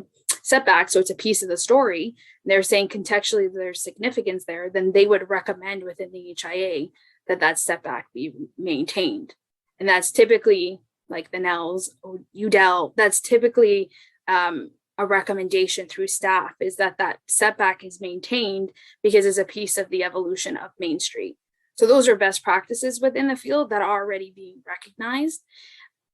As for the actual designation, the house is designated. So all elements from the public realm are protected. There's no immediate threat. For example, the Nixon Hall site, the developer there, the planner that's representing the applicant, he was recommending that the bylaw be updated because if a severance is approved, then the legal description of the property needs to be adjusted to remove those lots on the back. And when that's happening, we might as well, while it's open, go in and add attributes. We likely have owner concurrence. We have a fantastic relationship with the new occupant. So that's one where if that did happen down the road, I would recommend it either way. Since we do have owner concurrence, we would look at updating it to list attributes. But we can't designate parcel unless there's it's hard to do that in Canada, essentially, because we don't recognize the curtilage here, as mentioned before in a previous heritage meeting. So we were protecting the resource from demolition. That's the intent of the act, is to protect it from demolition. And then the best practices come in to ensure that those impacts are mediated. And that's echoed through policy. And that's how you can actually enforce these things, is by having policies to back us. It's nice to have notions, but when we have those policies in place, which we do have for maintaining our Main Street, then they're enforceable. So there's many tools working together. And that's why the planning needs to be layered with the heritage protections. So the actual bylaw being updated or not, it's something that we should look to, and it's more for detailed things like we want to make sure that, dental is saved, then we would want to list that. But big things like moving the house and things like that would be evaluated through a heritage impact assessment. Okay, Kate. Okay. Thanks, Bianca. Just wondering, Bianca, if this was the last question on our visioning thing, I just want to know how much, if you have much more to offer the committee, or like with this priorities exercise, or is that pretty well going to be where do we go from here? Thank you, Councillor Bothwell. So Andrew has the list of what we selected tonight. We'll do that paired with the meeting being recorded, and we'll get a cleaned up list, and then we'll circulate it to the committee and ask for some feedback. And then depending on where we're at with some of the feedback, we'll see if we have a clean version to come to the next committee meeting. If not, we can add it as an item. Okay, so we'll have this for discussion at the November 9th meeting then, more than likely, right? And reviewing where we're at. Great. Okay, so if that's it, I just don't want to cut you short, Bianca. Do you have any more that you need to add? And that's all I have. Thank you, Councillor Bothwell. All right, so I have, I'll leave it open to the committee for any last questions before we move on to Bianca. Okay, so I know it's getting late as well. So I have a motion. It's resolved that the priorities memorandum dated October 12th, 2021 be received. Can I have a mover and a seconder? I have Brian and I have Pamela. Thank you. All in favor? I need a few more hands. Okay, carried. Thank you. It's great. So that covers all of the priorities memorandum, I believe, Bianca, right? And all of the appendixes, which everyone is welcome to read and go over that in case there's any more questions come up at the next meeting. So the status sheet is the next, the updated status and activity report, if that's what for you, Bianca. Thank you, Councillor Bothwell. So as I mentioned last week, I did go over line by line for the committee because we had new members, but moving forward, we were gonna just, if anyone had any questions about the status sheet, so it's not as time consuming. Updates are always in yellow. And if you didn't get a chance to look at it, you can always email me if you have any questions. Thank you very much for that. It's always appreciated. It's very helpful. Thanks for putting the work into keeping it up to date. Any comments or questions from the committee on the status update? Sarah? Thank you, Councillor Bothwell. This question is regarding the Municipal Heritage Registrar. There was a note in the status update saying that you are always looking for committee members to submit new ideas or new opportunities. And I was just wondering, do I bring that up now? When does that happen? If I can answer it through you, Councillor Bothwell. So Sarah, you can send them to me at any time, and I like to get them ready to review with the committee. We can look at the addresses together, and then we can decide to move forward with them, not. And then I'd like to look a little bit, get a rationale to make sure before we move forward with that recommendation. So if you compile a list, I know a few people have prepared them for me. Kate did the most recent one with the fruit barns, and we just made sure that they were all on there, and then any ones that weren't, we take them on to the 140 that we looked at, but happy to move those forward at each meeting if we have them. Thank you. Okay. Bianca, in your report, you mentioned that, I know you did the 140, but then you mentioned there's another 200 you're working on. Is that correct? Do you have another 200 you got your eyes on? To you, Councillor Bothwell, yes, me and Andrew and Tanetta, we're all looking at 200 properties, and not to say all of them will be added, but we're definitely looking at 200 right now, 200 plus, and yeah, we do our cursory review, and we're hoping to. Our goal is to bring them by end of year, but we'll see how that goes. So there's a strong possibility that Sarah's eyes on a particular property may already be on your 200 list or whatever, but it's always good to double check. Okay, so yes. Yeah, it's great that you mentioned that and Sarah asked that question because yeah, anybody, I think it's Olia who used to drive her bike around the neighborhood and she'd stop in front of a place, take a picture, have a look and go, that one should be on the register. And that would end up on our list at the next meeting because she did consult with Bianca and staff. And there actually is, if you look in the Heritage Toolkit, Bianca, I think I mentioned this a while ago, there is some criteria. It's a one-pager that helps you identify what types of things visually, just looking at them from the street, would give it that assessment that you need to get it to the level of the register, not designation, but to get it on the register. So I can't remember the page, but it's in there somewhere and it talks about, look for these types of things. So anyone is welcome. Like Bianca says, her door is open for any emails saying, I really think this property is unique or needs to be protected. And then she'll make sure it comes to the chair's attention and gets added to an agenda for a following meeting if there's a consensus on that. So please feel free just at any time and any members feel there's an opportunity to put those forward. Okay, thanks, Bianca. I have one more question for you.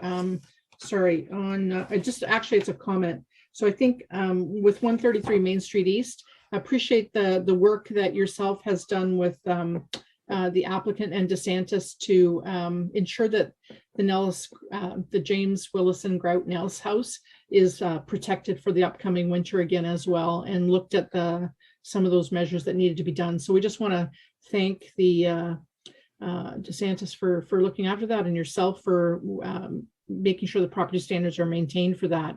And I think that's another important thing is that we do have some tools for property standards for heritage buildings. There is within the property standards bylaw, there is actually some clear guidance on how heritage properties should be maintained, and if they're not, the steps that the town can do to look at helping and rectifying those. So I think that's another thing with education and stuff, hopefully we don't have too many of those, but I think we always, keep our eyes open too for where we see if there's a heritage property that's really valuable and that there's something that we might need to just draw to the town's attention to have them look at. So thank you for doing that, Bianca. Brian, go ahead. Thanks, Councillor Bothwell. Just a quick question on when it comes to identifying the properties, do you have any specific strategy that you're using? Do you look at certain districts, certain areas? And I mean, love to help with this, but I honestly wouldn't know where to start other than just looking at the ones you found and considering everything else open. Thank you for your question, Brian, through you, Councillor Bothwell. So there's the tool Councillor Bothwell mentioned within the toolkit, which I'm happy to circulate to the committee following. I'll get that to you tomorrow. And then there's also the Ontario Regulation 906. So the Ontario Regulation 906 breaks it up into 3 categories. So we have the associative value. So it's actually architectural first. So is it rare? Is it unique? Did a notable builder construct the building? It breaks it down to that. There's 3 for the first one. I can't remember the last one. Then the second is like an associative value. So you could have a notable farmer lived in the community. The first peach orchard was planted. Those kinds of things. There's also like churches and things like that, strong to the community. And then there's also contextual value. So this is one that's always helpful. So you can look at areas like around the train station, like a lot of the ones we've looked at is around the train station, because the train station is a very integral building. So contextually it could hold value on its placement. So that's an example of when we use context as our basis. If we were in the beach, we would use the Methodist campground as our basis for contextual value. There's potential to have significance, and it doesn't have to merit designation to be added to the list. The whole intent of it is contextually, this has a potential. And I can give you an example. We had a house on 30530 Road. It was a 19th century / early 20th century farmhouse that had original rubble foundations and was a very old farm. So because of our significance to farming in the town, it had potential to yield important information. So we added it to the list, and then it was determined that it didn't have that. And that's the whole intent of the register, is there just in case there is that value. We do an exhaustive list, and then it doesn't merit designation. That's okay. It's just a safeguard, a safety net in case there is an important piece. I'll just give you an example of the opposite way. For example, there's a house in Niagara-on-the-Lake. It looks like a total, like you would say, wreck that, doesn't have any value. It's surrounded by a brand new subdivision. And you could think like it's so out of place and all these things. It's structurally in very poor condition. So you would think it's a tear down when you see it. But it ended up being one of the few buildings that survived the War of 1812. And so its context, where it's placed, and the age and the construction added so much to the reason that it was designated. So I like to give 2 examples of the situation. So I would say helpful is to look for contextual first, and then you can dig a little deeper and see if there's the associative, and then also architectural is helpful. We did add the houses along Main Street, but if it contributes to an integral streetscape, things like that. Those are just some examples, and I'm happy to give you some tools to review that. Yeah, I was just going to add through you, Councillor Bothwell, that we'd be happy to host some training sessions and go through a couple examples together, because there's nothing better than learning firsthand. So we can take you through a couple together and then empower the committee with that knowledge and information and resources, how to do that. So Bianca, you can use your teaching skills, and you can do a little class on us on what a drive-by heritage listing would look like. Okay, so maybe we can do a 10-minute little like a Bianca talk, like a TED talk, but a Bianca talk for the committee on identifying those types of properties. So that would be fun, actually. And you know what? We could actually have every member do some type of what they're bringing to the committee, some of their strengths or whatever. Or Brian can talk about how he can use the social media and the writing skills that he has for helping Heritage move forward. But looking forward to that. So. Any other questions on the status update sheet from committee members? Thank you for those comments.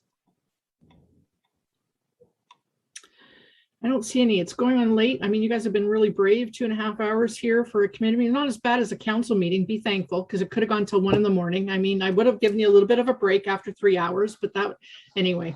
So if there's nothing further, I do have a motion here just to accept the status report. So it's resolved that the status and activity sheet be received. Can I have a mover and a seconder for that? I've got Anne and I've got Pamela. Thank you. All in favor? That's carried.